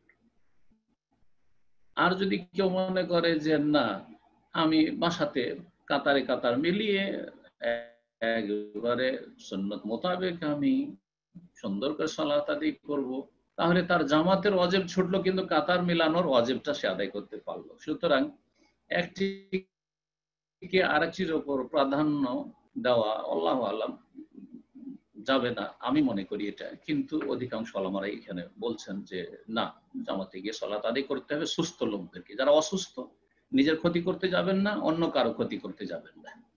সুতরাং যেটাকে আপনি সুন্নাহর কাছাকাছি মনে করেছেন ওটার উপর আমল করবেন। আপনি যুবক মানুষ, সুতরাং আমি মনে করি যে আপনাদের জন্য যারা যুবক মানুষ 50-এর নিচে আছেন বা 40-এর নিচে আছেন, 15 এদিকে 15 ওপরে আর ওইদিকে 40 বা 50-এর নিচে আছেন, তারা মসজিদে গিয়ে সালাত আদায় করার চেষ্টা করবেন, জামাতের ওয়াজিবটা আদায় হলো। আর যারা 50-এর ওপরে আছেন বা 15-এর নিচে আছেন, তারা বাসাতে সালাত আদায় করবেন। তো কাতারে কাতার মিলাবার ওয়াজিবটা ঠিক থাকলো, জামাতের ওয়াজিব ছুটলো। আর ওজোরও আছে, বয়স হয়েছে, আক্রান্ত হওয়ার আশঙ্কা আছে। আল্লাহ হেফাজত করুন। আমিন। এ পর্যায়ে প্রশ্ন করবেন আলমগীর মান্নান, আপনি প্রশ্ন করুন। আসসালামু আলাইকুম ওয়া রাহমাতুল্লাহ। ওয়া আলাইকুম আসসালাম ওয়া রাহমাতুল্লাহি ওয়া বারাকাতুহু। আমার হুজুর দুইটা প্রশ্ন আছে। আমার জি, মার বলেন। আগেও প্রশ্ন করে গেছি গত 2 সপ্তাহ আগে। আমার মা খুবই অসুস্থ, কয়েক মাস আগে তার গল ব্লাডারে একটা টিউমার হয়েছিল, আমরা জানতে পারছিলাম। এখন এটা ওই ক্যান্সারের রূপ নিয়েছে। তো ডাক্তার বলছে সে দুনিয়াতে বেশি দিন নাই বা অল্প দিনই থাকবে, তো আর কোনো চিকিৎসা নাই। তো এখন আগে তো আমি ওনাকে নামাজ পড়াইতে পারছি, বইলা বইলা দিয়া আমার সাথে বলতে পারছে সূরা ও দোয়াগুলা। এখন সে আর বলতে পারে না। হ্যাঁ, তো খুব কথাগুলো খুব আস্তে আস্তে বলে, বা মনে জানি না কতদিন থাকবে দুনিয়াতে। এখন নামাজ পড়ার ব্যাপারে আমি তো নামাজ পড়াইতে পারতেছি না, কি তালকিন করব না কিভাবে কি করব, এটা একটু বলবেন। আর আমার মার জন্য একটু দোয়া করবেন প্লিজ। আল্লাহ শিফা দান করুক, আপনার আম্মাকে আল্লাহ সুস্থতা দান করুক। আল্লাহ রাব্বুল আলামিন যেন দ্রুত তাকে পূর্ণ শিফা সুস্থতা দান করুক। আর আরেকটা কোশ্চেন হইলো যে বাংলাদেশে শুনছি যে সাফা খতম নাকি পড়া কেউ অসুস্থ হইলে, এটা কতটুকু সত্যি বা জায়েজ? কি পড়ায়? শিফা সাফা খতম। শিফা খতম। আচ্ছা, শোনেন, প্রথম প্রশ্ন যে আপনার আম্মা অসুস্থ রয়েছেন, ক্যান্সারে আক্রান্ত, আল্লাহ যেন শিফা দান করেন। কিন্তু তিনি হুঁশে আছেন, সবকিছু উপলব্ধি করছেন, তাই না? সেন্স এখনো আছে। তো সেন্স যখন আছে তাহলে আপনি প্রত্যেক ওয়াক্তে স্মরণ করিয়ে দেবেন তাহারাতের জন্য, কমপক্ষে তায়াম্মুমের জন্য ওযু না করতে পারলে, আর তারপরে সালাত আদায় করাবেন। প্রত্যেক ওয়াক্তে 5 বার যদি সম্ভব না হয় তাহলে যোহর আসর জমা করাবেন আর মাগরিব এশা জমা করাবেন। মনে হয় এই বিষয়টি এর আগে আলোচনা করেছিলাম। আর যতক্ষণ হুঁশ আছে ততক্ষণ সালাত আদায় করাবেন। যারা কাছে আছেন তার সাথে যারা বসবাস করছেন, দূর থেকে সম্ভব নয়। এটি আপনাদের দায়িত্ব। যদি আপনারা এই দায়িত্বে অবহেলা করেন তো আপনারা গুনাহগার হবেন। উনি হয়তো অনেক সময় উদাসীন থাকছেন অথবা রোগের কষ্টে মানে বেখেয়াল থাকছেন, কিন্তু হুঁশ আছে। তাই যতক্ষণ হুঁশ আছে ততক্ষণ শরীয়তের বিধিবিধান ফরজ রয়েছে, সালাত আদায় করাবে। একটা কথা কি হুজুর, উনি তো প্রায় সময় একদিন ঘুমায়, প্রায় সময় 2 দিন ঘুমায়, প্রায় সময় 3 দিন ঘুমায়, তার তো কোনো চিকিৎসা নেই, বুঝছেন? তো এখন কি না, ঘুমায় মানে গভীর ঘুমে আছে, কোনো হুঁশ নেই, একবারও জাগে না, খাওয়া দাওয়া করে না কিছু? খাওয়া দাওয়া প্রায় বন্ধ হয়ে গেছে এখন, তো প্রায় পরে একটু কথা বলতে পারে আবার। তো যদি কথা বুঝে আর উনি যদি কিছু বলতেও না পারেন, ইশারা ইঙ্গিতে সালাত আদায় করে, তারপরে চেষ্টা করবেন ফাত্তাকুল্লাহ মাসতাতাতু, যথাসাধ্য আল্লাহকে ভয় করার চেষ্টা করবেন। একেবারে যদি এমন অবস্থা হয় যে ঘুম উঠতে বলছেন, হয়তো যে সালাতের টাইম চলে গেল, নামাজ পড়েন, তারপরে মানে বেখেয়াল হয়ে থাকছে, তাহলে হয়তো আল্লাহ মাফ করে দেবেন ইনশাআল্লাহ। এক কথা মনে রাখেন যে সালাতের কোনো কাফারা নেই, ইন্তেকালের পর আবার কাফারা ধরবেন, এটি একটি বিদআত। এই বিদআত থেকে সতর্ক করে দিচ্ছি। জি, 2 নম্বর প্রশ্ন, খতম। জি, যতগুলি খতম রয়েছে ভারত, বাংলাদেশ, পাকিস্তানের, সবগুলি হচ্ছে বিদআত। না কোরআনে আছে, না কোনো সহিহ হাদিসে আছে, না সাহাবায়ে কেরামদের আদর্শে আছে, না 4 ইমামের কোন ইমাম শিখেছে, আবু হানিফা, শাফি, মালিক, আহমদ শিখেছে। এগুলি সব সুফি বিদআতিরা শিখিয়েছে। বিদআতি সুফিরা এগুলো শিখিয়েছে, যারা খেয়াল খুশি ধর্ম তারা তৈরি করেছে। খতমে শেফা মানে আরোগ্যের জন্য কিছু খতম করা। আর এক খতম আছে মজার খতম, সেই খতম তাদের বেদাতি কিতাবে পড়ে দেখেছি, খতমে জালালি। খতমে জালালি যে সিরিয়াস রোগী থাকে, বলছে যে এমন খতম দেব যে এই খতমে হয় থাকবি নয় যাবি, তো মানে এই মাঝামাঝি অসুস্থ অবস্থায় রাখছি না, হয় ফিরে চলে আসবে সুস্থ হয়ে, আর না হলে একবারে ধাক্কা দিয়ে কবরে পাঠিয়ে দেবো। জি, এই সমস্ত বিদাতিদের হাস্যকর কাজ। জি হ্যাঁ, মা আনজালাল্লাহু বিহা মিন সুলতান, আল্লাহ কোন সনদ দলিল এগুলি নাযিল করেননি, এগুলি হারাম কাজ। মান আমিলা আমালান লাইসা আলাইহি আমরুনা ফাহুয়া রাদ্দুন, যে ব্যক্তি এমন কোন আমল করবে যেটা নবীর আদর্শ নয়, সেটা প্রত্যাখ্যাত। জি, সেই দিন আফসোস করবে, নবী সাল্লাল্লাহু আলাইহি ওয়াসাল্লাম শাফাআত থেকে বঞ্চিত হবে, বিদাতিরা নবী সাল্লাল্লাহু আলাইহি ওয়াসাল্লাম হাউজে কাউসারের পানি থেকে বঞ্চিত হবে। সোহকান সোহকান, তাড়িয়ে দাও লিমান গায়্যারা বাদি লিমান বাদদালা দ্বীন, যারা দ্বীনকে বদলে দিয়েছে। আল্লাহ হেফাজত করুন। সুতরাং এইসব খতমের বেদাতে যাবেন না, দোয়া করবেন। এবার কেন দোয়া? আইয়ুব আলাইহিস সালামের দোয়া করেন।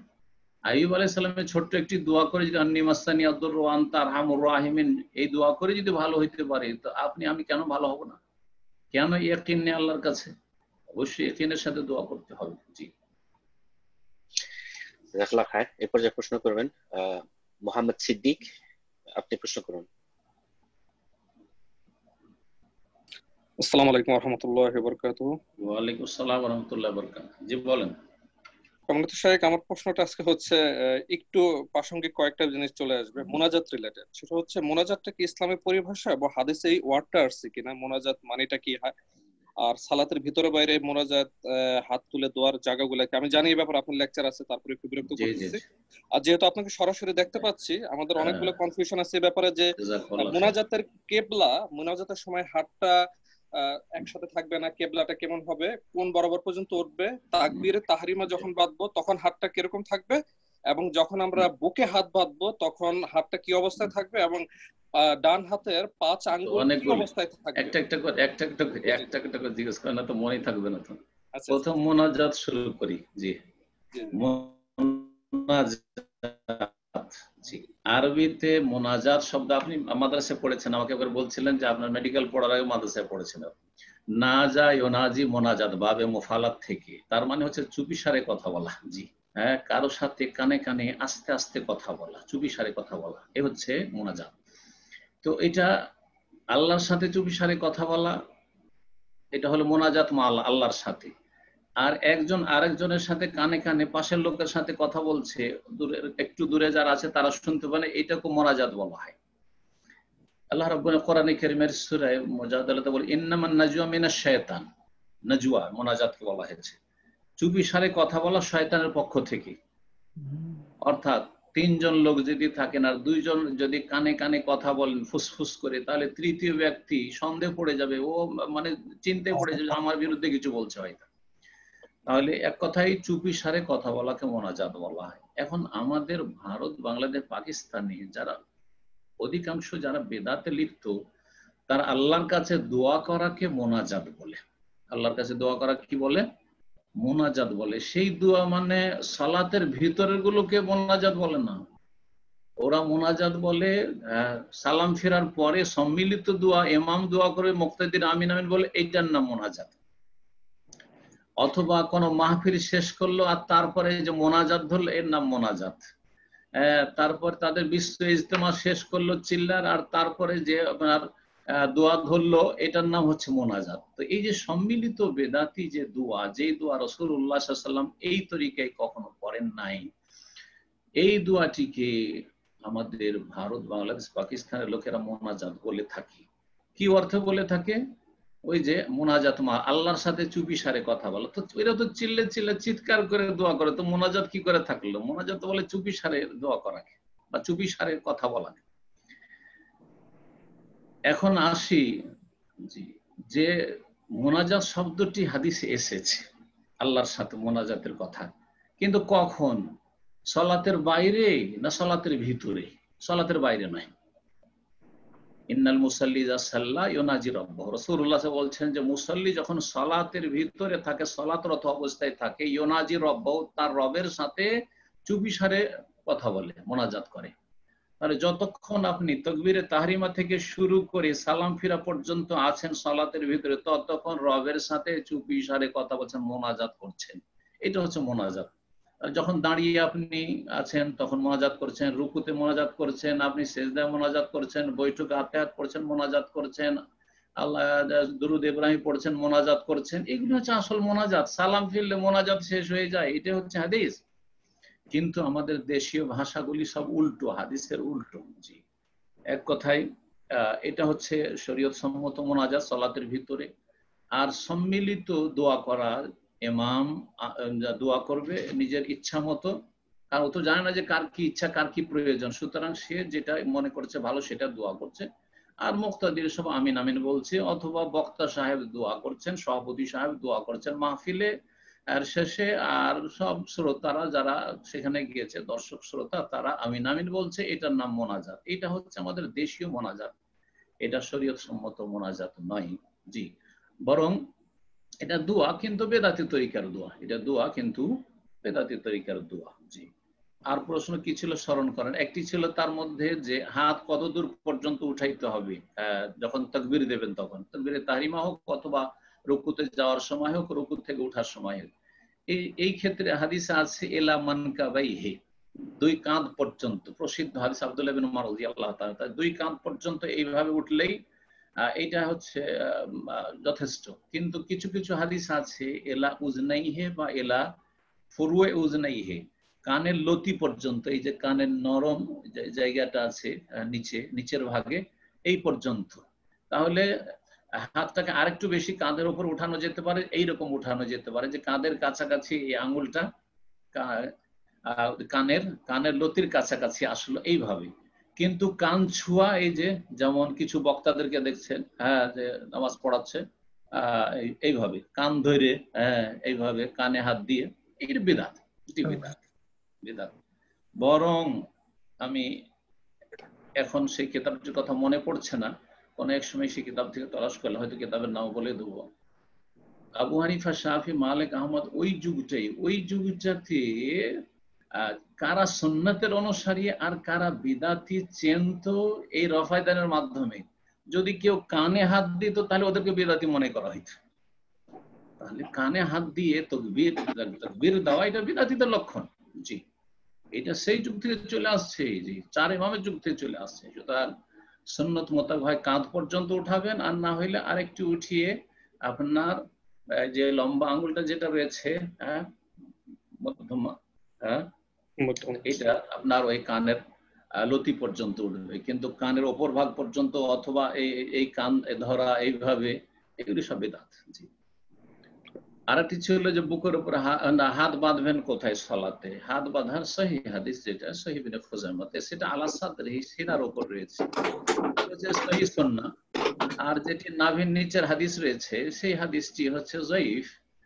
সুতরাং তুলনামূলক যেটা আমাদের কাছে সহি হাদিস, আল্লামা আলবানী 4টি সূত্রে হাদিসটিকে সহি বলেছেন। সুতরাং বুকের উপরে হাত বাঁধবেন, এইটা হচ্ছে সহি সুন্নাহ ইনশাআল্লাহ তাআলা। ওই আঙ্গুলগুলো কিভাবে থাকবে? ডান হাতের 4 আঙ্গুল আর আরেকটা আঙ্গুল কিভাবে? তখন যখন বুকের উপর হাতটা বাঁধবো, বুকের হাত বাঁধবেন তখন, হ্যাঁ, হাত বাঁধার ক্ষেত্রে কয়েকটা তরিকা রয়েছে। একটা কবজা রয়েছে, মানে এই হাতকে, ডান হাতকে বাম হাতের উপর এই যে এবার বেঁধে নেবেন, ধরে নেবেন, এটা কবজার কথা রয়েছে। ভাই হাতটা আরেকটু উপরে তুলে দেখতে পারতাম, আরেকটু উপরে যদি তুলতেন। হ্যাঁ, এইভাবে একটা তরিকা। তো এইভাবে করার একটা তরিকা রয়েছে। আর একটা রয়েছে সহিহ বুখারীতে রয়েছে আলা জিরাই, এই বাহুর উপরে রাখতেন। তো বাহুর উপরে রাখলে এইটাকে আপনি এখানে রাখবেন, এইটাকে এইভাবে। আবার এটা বাড়াবাড়ি করে অনেকে এখানে ধরেন, এরকম ধরবেন না, তবে এইখানে বাহুর উপর রাখবেন। তো বাহুর উপরে এখানে রাখলে এটা একটা দলিল যে নাভির নিচে হাত বাঁধা নাই, বরং বুকের উপর হাত বাঁধতে হবে। কারণ এইভাবে যদি আপনি সোজা একজন সালাতে দাঁড়াই আর এই হাতটাকে যদি বাহুর উপর রাখে, তো নাভির নিচে নামবেই না হাত, যত লম্বা হাত। আমার হাত অনেক লম্বা, তারপর নাভির নিচে নামবে না। তো আশা করি বুঝতে পেরেছেন। তো এইভাবে হাতটা বাঁধবেন ইনশাআল্লাহ। আর ওই যে লাস্ট ব্যাপারটা ছিল যে ওই হাত তুলে যে দোয়ার ব্যাপারটা, যদি হাত তুলেই ফেলি আমরা, সেক্ষেত্রে হাতটা কতদূর পর্যন্ত হাতটাকে তুলে দোয়াটা করব, বা দুই হাতের মাঝখানে গ্যাপ থাকবে নাকি একসাথে লাগানো থাকবে? দেখেন, হাত তুলে দোয়া করেন, আমরা হাত তুলে দোয়া করাকে বেদাত বলি না, সম্মিলিত মোনাজাত, সম্মিলিত দোয়াকে বেদাত বলছি। তাহলে হাত তুলে একা একা যদি দোয়া করেন, কখনো ফরজের পরে, কখনো সুন্নাতের পরে, কখনো এমনিতে, কখনো কোরআন তেলাওয়াতের পরে, কখনো ইফতারির আগে, কখনো মানে পাবন্দির সাথে নয় যে ইফতারির আগে আমি হাত তুলে দোয়া করবই, তাহলে তখন বলবো যে না, নবী সাল্লাল্লাহু আলাইহি ওয়াসাল্লাম সাহাবীরা তো এইভাবে করেননি যে ইফতারের আগে প্রতিদিন হাত তুলে দোয়া করেছেন। তারপরে আপনার কোরআন তেলাওয়াত করে প্রতিদিন দোয়া করেছেন, তো আপনি প্রতিদিন কেন করবেন? কিন্তু মাঝে মধ্যে আমি কোরআন তেলাওয়াত নেক আমল করলাম, একটু আল্লাহর কাছে চাইবো, একা একা যদি হাত উঠান ফরজ নামাজের পরে, সুন্নত নামাজের পরে, কোনো অসুবিধা নেই। আর সম্মিলিত যে দোয়া, ইমাম দোয়া করবে আর মুক্তাদিরা বা একজন দোয়া করবে আর বাকি লোকেরা আমিন আমিন বলবে, এটা যেহেতু নবী সাল্লাল্লাহু আলাইহি ওয়াসাল্লাম সাহাবায়ে কেরাম থেকে প্রমাণিত নয়, সুতরাং এইটিকে বেদাত বলছি। দোয়াকে কখনো আমরা বেদাত বলি না, মানুষ বিভ্রান্ত করে মানুষকে। দোয়া কখনো বেদাত নাই, আপনি যে কোনো সময় আল্লাহর কাছে দোয়া করেন। আর দোয়া করবেন আপনি একা একা, আপনার গরজ আলাদা আমার গরজ আলাদা, আপনার ফিল্ড আলাদা আমার ফিল্ড আলাদা, আপনার প্রয়োজন আলাদা আমার প্রয়োজন আলাদা, কি করে আমার দোয়া দিয়ে আপনার দোয়া হবে আর আপনার দোয়া দিয়ে আমার দোয়া হবে? সুতরাং প্রত্যেকের নিজ নিজ দোয়া করবেন, যে কোনো সময় দোয়া করেন, যে কখনো হাত উঠিয়ে কখনো বিনা হাত উঠিয়েই করেন। যেই জায়গাগুলোতে হাত উঠাননি আর দোয়া করেছেন নবী সাহেব, ওগুলো বিনা হাত উঠাতে করবেন। কিন্তু যে জায়গাগুলো অনুমুক্ত সেখানে মাঝে মাঝে হাত উঠিয়ে করেন, মাঝে মাঝে এমনি দোয়া করলেন। জি। আর হাত উঠার ক্ষেত্রে মানুষ যখন কোনো কিছু চাই তখন এইভাবে না, অনেকে যে খোলা এইভাবে করে, এইরকম করবেন না। কারণ কারোর কাছে যদি আপনি চান কোনো কিছু দেন, তাহলে আপনি এইভাবে নেবেন না, কিন্তু হ্যাঁ এইভাবে নেবেন। যদি বেশি নিতে হয় দুই হাত মিলিয়ে, তো এইভাবে নেবেন। এই জন্য দুটো হাত একসাথে মিলিয়ে দোয়া করাটাই ভালো। আর তারপরে আপনি দোয়া করছেন, ওপর দিকে যেহেতু দেখা নিষেধ আছে, আপনি মাথার উপরে হাত উঠাবেন না, অনেকে উপরে উঠায়, এটা উঠাবেন না। আপনি চেহারার সামনে হাতটা রাখবেন, দুই হাত চেহারার সামনে রাখবেন, এইভাবে দোয়া করবেন। জি, জাযাকাল্লাহ খাইর শেখ। অনেক সময় হয়ে গেল, কি প্রশ্ন অনেক আরো লাইনে আছেন, প্রায় 26 ব্রাদার সিস্টার লাইনে আছে, তো কন্টিনিউ করব না শেষ করে দেবেন? কিছুক্ষণ চলে, 10 মিনিট ইনশাআল্লাহ। তো আমরা ইনশাআল্লাহ এখন থেকে আরো 10 মিনিটের মতো ইনশাআল্লাহ সময় নিয়েছি। এই পর্যায়ে প্রশ্ন করবেন শারিফা রহমান, আপনি প্রশ্ন করুন। সাফিরা রহমান, সরি, সাফিরা রহমান। ওকে, আসসালামু আলাইকুম শেখ। ওয়ালাইকুম আসসালাম ওয়া রাহমাতুল্লাহি ওয়া বারাকাতুহু। ভালো আছেন?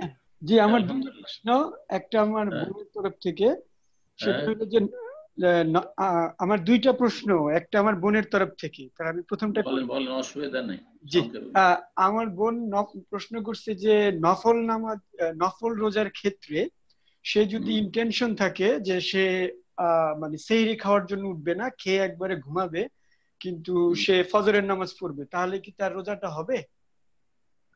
সাহারি খাওয়া সুন্নাত, সাহারি খাওয়া ওয়াজিব কারো কাছে নয়। সাহারি খেলেও রোজা হবে, না খেলেও রোজা হবে, ফরজ নফল সবই হবে, শুধু নিয়ত করা লাগবে। ফরজের জন্য ফজরের আগে, আজানের আগে নিয়ত করতে হবে, মানে সংকল্প করতে হবে। আর সুন্নতের নিয়ত দিনেও করা যেতে পারে, সকালবেলা, দিনের বেলা। ফজর নামাজ পড়েছেন, রোজার নিয়ত ছিল না, সকালবেলা বাসি পেটে আছেন, এখনো কিছু পানাহার করেননি, আর সকাল 9টা 10টাও যদি নিয়ত করে নেন, তবুও ইনশাআল্লাহ রোজা হয়ে যাবে, যেমন নবী সাল্লাল্লাহু আলাইহি ওয়াসাল্লাম মাঝে মধ্যে করেছেন এরকম। তো আশা করি বুঝতে পেরেছেন, খাওয়া শর্ত নাই। কিন্তু আগে খেয়ে দিয়ে সহুরের নিয়ত থাকলে উত্তম হচ্ছে শেষখানে সহুর করা, শেষ দিকে, সে রাত 2টো 3টে দিয়ে করলো, আর রাতে 11টায় 10টায় খেয়ে শুয়ে গেল, আর ওটাকে সহুর নিয়ত করলো, অনুত্তম, জায়েজ আছে। কিছু না খেলেও জায়েজ আছে। কেউ যদি মনে করে যে আমি কিছু খাবো না, এমনি আমি রোজা রাখবো, জায়েজ আছে, কোনো অসুবিধা নেই, তবে শক্তিশালী থাকা ভালো। জি, আমার দ্বিতীয় প্রশ্ন অলরেডি আপনি অ্যান্সার দিয়ে দিচ্ছেন, তারপর আমি একটু অ্যাড করতে চাই। সেটা হলো যে রমজান মাসে এরকম নামাজের ব্যাপারে ওই যে সোশ্যাল ডিস্টেন্স বজায় রাখা, যে নামাজটা হবে না, সেই সময় আপনি আজকের মতো অত মানে বিস্তারিত বলেন নাই। তো ঠিক আমি আপনাকে সবসময় ফলো করি, তো আমি নিজেও নামাজ পড়ি না, ঈদের জুম্মার নামাজও পড়ি না, এবং আমি আরো কয়েকটা দিনী ভাইকে বলছি। তো আজকে তো আপনি বললেন যে 50-এর নিচে হইলে নামাজ পড়াটা আপনি শ্রেয় মনে করেন।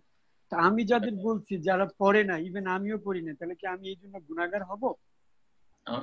আমি যখন রমজান মাসে সংক্ষেপে বলেছিলাম, তখন কারফিউ ছিল, লকডাউন ছিল, তখন এমনি যাওয়াতে বাধা নিষেধ ছিল, কথা বুঝতে পেরেছেন? সুতরাং তখন বলেছি যে বাসাতে পড়ুন। এখন যেখানে আমাদের সামনে কারফিউ নেই, হ্যাঁ, বাধা নিষেধ নেই, মসজিদ যেতে অনুমতি আছে, তারপরে দুনিয়ার কাজকর্ম সারাদিন করে বেড়াচ্ছেন, তো মসজিদে কেন যাবেন না, যান। আর সোশ্যাল ডিস্টেন্সটা শুধু বাধা যেন না হয় আপনার জামাতে যেতে, সেখানে যেমন বললাম, আর আশা করি আমার যুক্তিটা বুঝতে পেরেছেন, সেখানে একটা অজেব ছুটে আর একটা অজেব আদায় হচ্ছে, আর বাড়িতে থাকলে আপনার জামাতের অজেবটা ছুটে যাচ্ছে। সুতরাং আপনি ঘাটতি তো হচ্ছে, বাকিটা আল্লাহ মাফ করবেন, কারণ আমরা স্বেচ্ছায় করছি না, সব করে করছি না, এই পরিস্থিতিতে করছি। আল্লাহ যেন মাফ করেন এবং আল্লাহ যেন এই বালা মুসিবত তাড়াতাড়ি উঠিয়ে নেন। ইনশাআল্লাহ এই পর্যায়ে প্রশ্ন করবেন মাহমুদা আরিফ, আপনি প্রশ্ন করুন। জি, আসসালামু আলাইকুম। ওয়ালাইকুম আসসালাম ওয়া রাহমাতুল্লাহি ওয়া বারাকাতুহু। বলেন। জি, আমার দুইটা প্রশ্ন।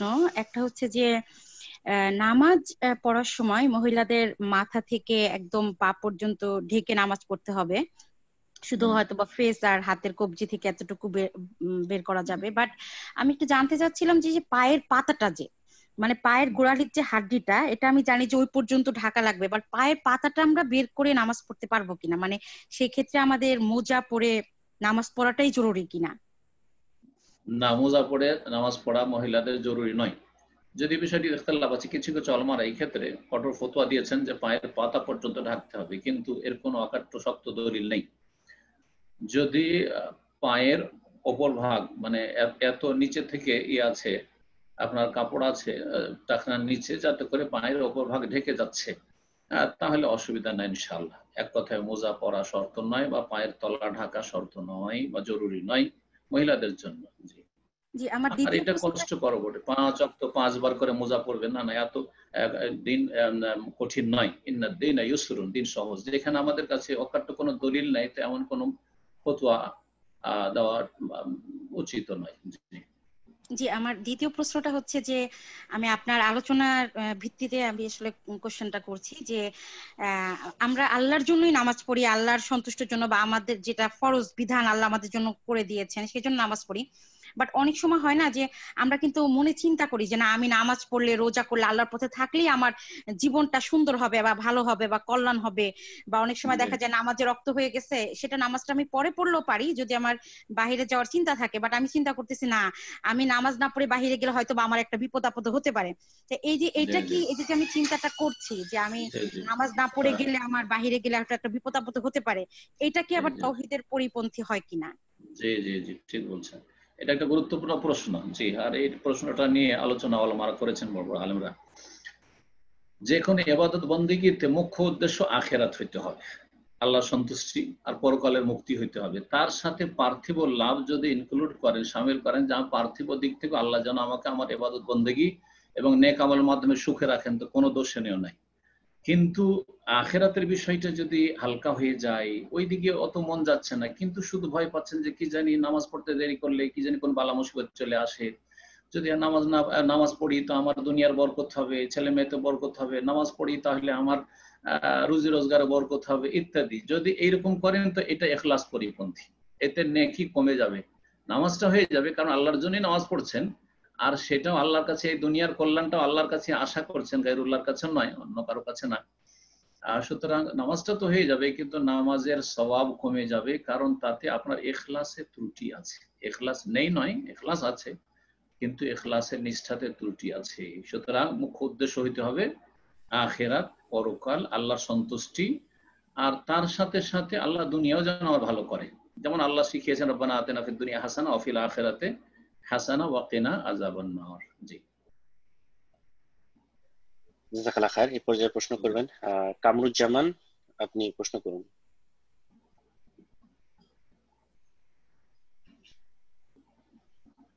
ব্রাদার কামরুজ্জামান। জি, আসসালামু আলাইকুম ওয়া রাহমাতুল্লাহ। ওয়া আসসালাম ওয়া রাহমাতুল্লাহি ওয়া বারাকাতুহু। জি, বলুন। শেখ, আমার প্রশ্ন দুইটা রিলেটেডই। যেটা প্রথম যে প্রশ্ন, দ্বিতীয় যে প্রশ্নটা ছিল যেটা নিয়তের ব্যাপারে বলছিলেন, সেখানে একটা কথা বলছেন যে মুশরিক মুসলিম। প্রশ্নটা আমার এখানে, মুশরিক মুসলিম কিভাবে হয়, আমি এটা ক্লিয়ার না। জি হ্যাঁ হ্যাঁ, ওটা ক্লিয়ার করা দরকার। যারা ওইখানে বলেছি এই অর্থে যে মুশরিক কোনোদিন মুসলিম হয় না সত্যিকার অর্থে, হয় মুশরিক থাকবে না মুসলিম থাকবে, ঠিক। কিন্তু এই অর্থে বলেছি যে জন্মসূত্রে মুসলিম, হ্যাঁ, কিন্তু বড় হওয়ার পরে শিরকি আকীদার কারণে সুস্পষ্ট, তার জন্য অস্পষ্ট না, তারপরে তার কাছে দাওয়াত পৌঁছে গেছে, তারপরে সে দাওয়াতকে অবজ্ঞা করেছে, অস্বীকার করেছে, বরং উল্টো আরো গালাগালি করেছে, তাহলে তাদের কাছে কোনো অজুহাত নেই যে আমরা জানতে পারিনি কিন্তু তাওহীদ।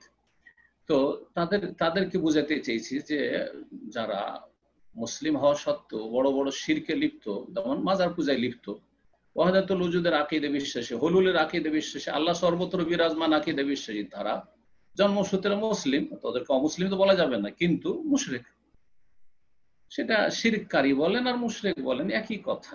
কিছু কিছু আলেমরা, আমিও সতর্কতার সাথে বলি, কখনো কখনো বলি, খুব কমই বলি মুশরিক কথাটি, কিন্তু শিরককারী, তার কাজটা শিরক, কিন্তু সে মুশরিক নয়। সে আল্লাহর কাছে কি হয়ে উঠবে? মুসলিম হয়ে উঠবে?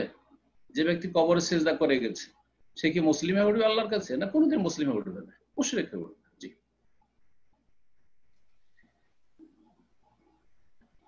জি, জাযাকাল্লাহ খায়ের। কামরুজ্জামান ভাই বলছেন মনে হয় আরেকটা প্রশ্ন আছে। ইনশাআল্লাহ এই পর্যায়ে প্রশ্ন করবেন স্বামী, আপনি প্রশ্ন করুন।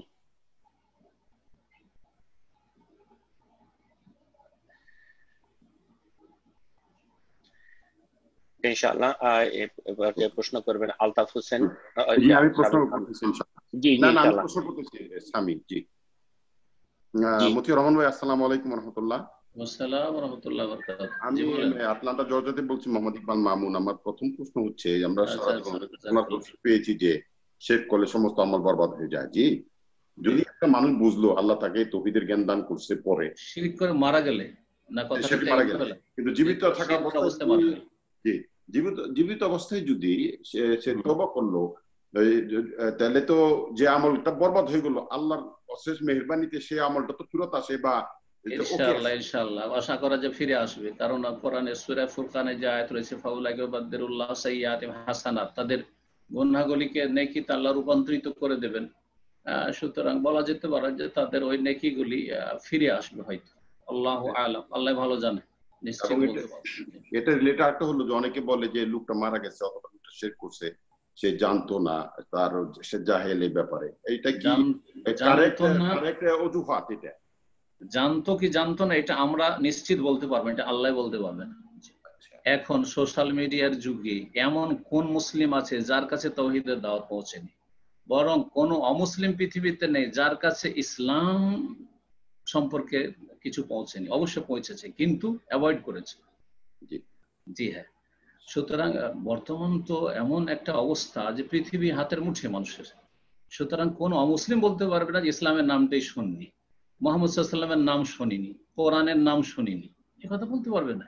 তাহলে একজন মুসলিম কি করে বলবে যে আমি নামাজের কথা শুনিনি, অথবা কবর মাজার যে পূজা, যে শিরক, কবর মাজার সেজদা করা শিরকের কথা শুনিনি? কোন মুসলিম বলতে পারবে? বরং বলবে যে শুনেছি, কিন্তু বলেছি যে তারা ওয়াহাবি। জি শেখ, আমার একটা আকীদাগত প্রশ্ন, এটা রিলেটেড, যে আমরা সূরা নিসার 60 নম্বর আয়াতে যে ওখানে আল্লাহ পাক বলতেছেন যে কিছু মানুষ আছে তারা মনে করে তাদের ঈমান আছে, কিন্তু তারা তাগুতের দিকে, বিচার ফয়সালার দিকে যায়। এবং আমাদের দেশে যে লয়ার আছে ইন্দো পাক সাবকন্টিনেন্টে, তারা তো দুনিয়াবি সেকুলার এডুকেশনে, এরা তো আল্লাহর আইন বা বিধানের এরা লয়ার না। তো আমরা দুই পার্টি যারা আমরা বিচার জন্য যাচ্ছি, যাদের কাছে যাচ্ছি, এই যে তাগুতি সিস্টেমটা যে কাজ করতেছে, আমরা কিভাবে এটাকে মূল্যায়ন করব আখিরাতের কল্যাণের জন্য? জি জি জি, ওলামারা বলেছেন যে বর্তমান মানব রচিত বিধান দিয়ে যেসব আদালতে ফয়সালা হচ্ছে, সেসব আদালতের শরণাপন্ন হবেন না, জায়েজ নয় যাওয়া সেখানে বিচার নেওয়ার জন্য। কিন্তু যদি নিরুপায় হন যে না গেলে সমাধান হচ্ছে না, আপনার এমন একটি সমস্যা, কেস কারো সাথে, যে আদালতের দ্বারস্থ না হলে আপনি আপনার অধিকার ফিরিয়ে পাবেন না, তো এই ক্ষেত্রে আপনি মুজতার মানে নিরুপায়। তো নিরুপায়ের জন্য হারাম জায়েজ। যেমন একজন মানুষ না খেয়ে মরে যাওয়ার আশঙ্কা থাকলে শুকরের গোশত আল্লাহ হালাল করেছেন, ইল্লা মদ্দুরের তুমি এলেই, মৃত জীবজন্তুকে তার জন্য হালাল করেছেন, ঠিক তেমনি ওর জন্য জায়েজ। কিন্তু কোন একটা সমস্যা হলো আর আমরা ছুটলাম এই আদালতে কেস করতে, না না না, মোটেই যাবো না। যথাসাধ্য আমরা এটা সমাজে সেরে নেওয়ার চেষ্টা করব, বা নিজেদের মধ্যে সেরে নেওয়ার চেষ্টা করব, কোন আলেমকে দিয়ে সেরে নেওয়ার চেষ্টা করব, শরীয়ত সম্মত এখানে সমাধান। দুই পক্ষ যেহেতু মুসলিম, দুজনে রাজি হব। কিন্তু যদি অমুসলিমের সাথে আপনার দ্বন্দ্ব কোনো অমুসলিমের সাথে, তা আপনি কোর্টের দ্বারস্থ না হলে তো উপায় নাই। সুতরাং জায়েজ, সেখানে আপনার ন্যায্য অধিকার আদায় করার জন্য জায়েজ আছে। জি হ্যাঁ, জাযাকাল্লাহ খায়ের। এই পর্যায়ে অনেক সময় হয়ে গেল, সর্বশেষ প্রশ্ন আজকে নিচ্ছি ইনশাআল্লাহ। আর বাকি যাদের প্রশ্ন রয়ে গেল আমরা চেষ্টা করবো আল্লাহ যদি বাঁচায় রাখেন নেক্সট উইকে আপনাদের প্রশ্নগুলো নেওয়ার জন্য। এখন প্রশ্ন করবেন আলতাফ হোসেন, আজকে শেষ প্রশ্ন ইনশাআল্লাহ। জি আলতাফ হোসেন, আপনার ফোনটা আনমিউট করে নিন। জাযাকাল্লাহ খায়ের। আসসালামু আলাইকুম। ওয়ালাইকুম আসসালাম ওয়া রাহমাতুল্লাহি ওয়া বারাকাতুহু। জি বলেন। জি, আপনার নেটের প্রবলেম হচ্ছে, আপনি রিপিট করেন, আপনার কথা শোনা যাচ্ছে না। আলতাফ হোসেন ভাই, আমার প্রশ্ন, জি জি দেখছি ওখানে এক শাইখকে দেখলাম ডান হাতে পানি নিয়ে অর্ধেক মুখে দেয়, অর্ধেক নাকে দিয়ে নাকটা চিপে মারে। এরপরে দেখলাম উনি দুই হাত টেনে পিছনে নিয়ে আবার ওই হাত না ছেড়ে সামনে এনে দুই আঙ্গুল দিয়ে পুরো কানের ভিতরে পরিষ্কার করে বলো যে এইভাবে সহি উজু হয়। আমি একটা ভিডিও দেখছি আপনার, যেখানে আপনি বলছেন যে দুই আঙ্গুল জাস্ট কানের ভিতরে ঢুকিয়ে দিলেই হবে। তো এই ব্যাপারে একটু জানতে চাই যে উজু করার ক্ষেত্রে আমরা সাধারণত কোন পদ্ধতি গ্রহণ করতে পারি? না, উনি তো যেটা বলেছেন ওটা ঠিক বলেছেন, আর আমি এরকম বলি না, ভুল বুঝেছেন। কানে আঙ্গুল ঢুকিয়ে দিলাম, কানে আঙ্গুল আপনার এই যে বৃদ্ধার পাশে তর্জনী ঢুকিয়ে দিয়ে বৃদ্ধা আঙ্গুল দিয়ে কানের বাহির ভাগের উপর ঘুরাইতে হবে, কিন্তু কান ঘোছড়াইতে হবে। কানে যে এরকম করেন এদিক ওদিক কানের ভিতরে, এইটা ঠিক না, এগুলো বাড়াবাড়ি বলুন। হালাকাল মুতানাত্তে নবী সাল্লাল্লাহু আলাইহি ওয়াসাল্লাম বলেছেন যারা বাড়াবাড়ি করে তারা ধ্বংস হয়েছে। কানের ভিতরে এই করবেন, এদিক সেদিক গোটাটা কানের ভিতরে করা নেই, কিন্তু কানে আঙ্গুল ঢুকিয়ে দিয়ে বাহির দিয়ে ঘুরাইতে হবে, বাহিরের দিকে বৃদ্ধা আঙ্গুলি ঘুরাইতে হবে, এটা ঠিক আছে। আর মাথার মাসে করার পরে অবশিষ্ট যে আঙ্গুলে পানি আছে সেটা দিয়ে কানের মাসে, আলাদা করে পানি নেবেন না, এটাই ঠিক। আর তারপরে কুলি আর নাক একসাথে, কিছুটা পানি মুখে দিলেন, কিছুটা নাকে দিলেন, আর তারপরে নাক চিপানে নাক ঝাড়বেন। আর নাক ঝাড়া মানে যে খুব বেশি করে পানি দিতে হবে আলাদা করে, না না, আলাদা করা দুর্বল মত, বরং কুলি আর নাকে পানি দেওয়া, মুখে পানি দেওয়া, নাকে পানি দেওয়া একবারই হবে। আর তারপরে নাক পরিষ্কার করবেন আর কুলি করে ফেলবেন। আমাদের সমাজ আসলে গারগারা কুলি করা, গারগারা মানে মনে করে যে একবারে হলক পর্যন্ত পানি দিয়ে করতে হবে। হ্যাঁ, এগুলো বাড়াবাড়ি আছে, এগুলো বাড়াবাড়ি। তো উনি যেটা বলেছেন ঠিকই বলেছেন, আর আমি ওর বিপরীত কোনো বলিনি, আপনি হয়তো বুঝতে ভুল করেছেন। শেখ, তো ইনশাআল্লাহ দোয়া করে শেষ করে দেন আজকে। আল্লাহ রাব্বুল আলামিন যেন আমাদের সবার কল্যাণ করেন। যেসব ভাই বোনেরা আজকে অংশ নিয়েছে, আল্লাহ রাব্বুল তাদেরকে যেন বিশুদ্ধ শরীয়ত সম্মত ইলম হাসিলের তৌফিক দান করেন, আর সহি আমলের তৌফিক দান করেন, শিরক বিদআত মুক্ত আমলের তৌফিক দান করেন, তাওহীদ সুন্নাহ ভিত্তিক আল্লাহ রাব্বুল আমল করার তৌফিক দান করেন, এবং আল্লাহ যেন হালাল রুজিতে বরকত দান করেন, হারাম জীবন যাপন থেকে বেঁচে থাকার তৌফিক দান করেন। আল্লাহ যেন আমাদেরকে সার্বিক জীবনে তাকওয়া অর্জনের তৌফিক দান করেন, আল্লাহ ভীরুতা দান করেন, এবং আল্লাহ রাব্বুল আলামিন এই মহামারীকে যেন মানব জাতির উপর থেকে, আর বিশেষ করে মুসলিম উম্মাহর উপর থেকে আল্লাহ যেন উঠিয়ে নেন, এবং আমাদের জীবন যাপনকে যেন আল্লাহ স্বাভাবিক বানিয়ে দেন। আল্লাহ রাব্বুল আলামিন যেন আমাদের গুনাহ খাতা মাফ করে দেন। রব্বানা লা তুআখিযনা ইন নাসিনা আও আখতানা, রব্বানা যালামনা আনফুসানা ওয়া ইল্লাম তাগফির লানা ওয়া তারহামনা লানাকুনান্না মিনাল খাসিরিন। রব্বানা আতিনা ফিদ দুনিয়া হাসানাহ ওয়া ফিল আখিরাতি হাসানাহ ওয়া কিনা আযাবান নার। রব্বানা আতিনা মিন লাদুনকা রাহমাতাও ওয়া হাইয়্যি লানা মিন আমরিনা রাশাদা। সুবহান রাব্বিকা রাব্বিল ইজ্জাতি আম্মা ইয়াসিফুন ওয়া সালামুন আলাল মুরসালিন ওয়া আলহামদুলিল্লাহি রাব্বিল আলামিন। জাযাকুমুল্লাহু খাইরান।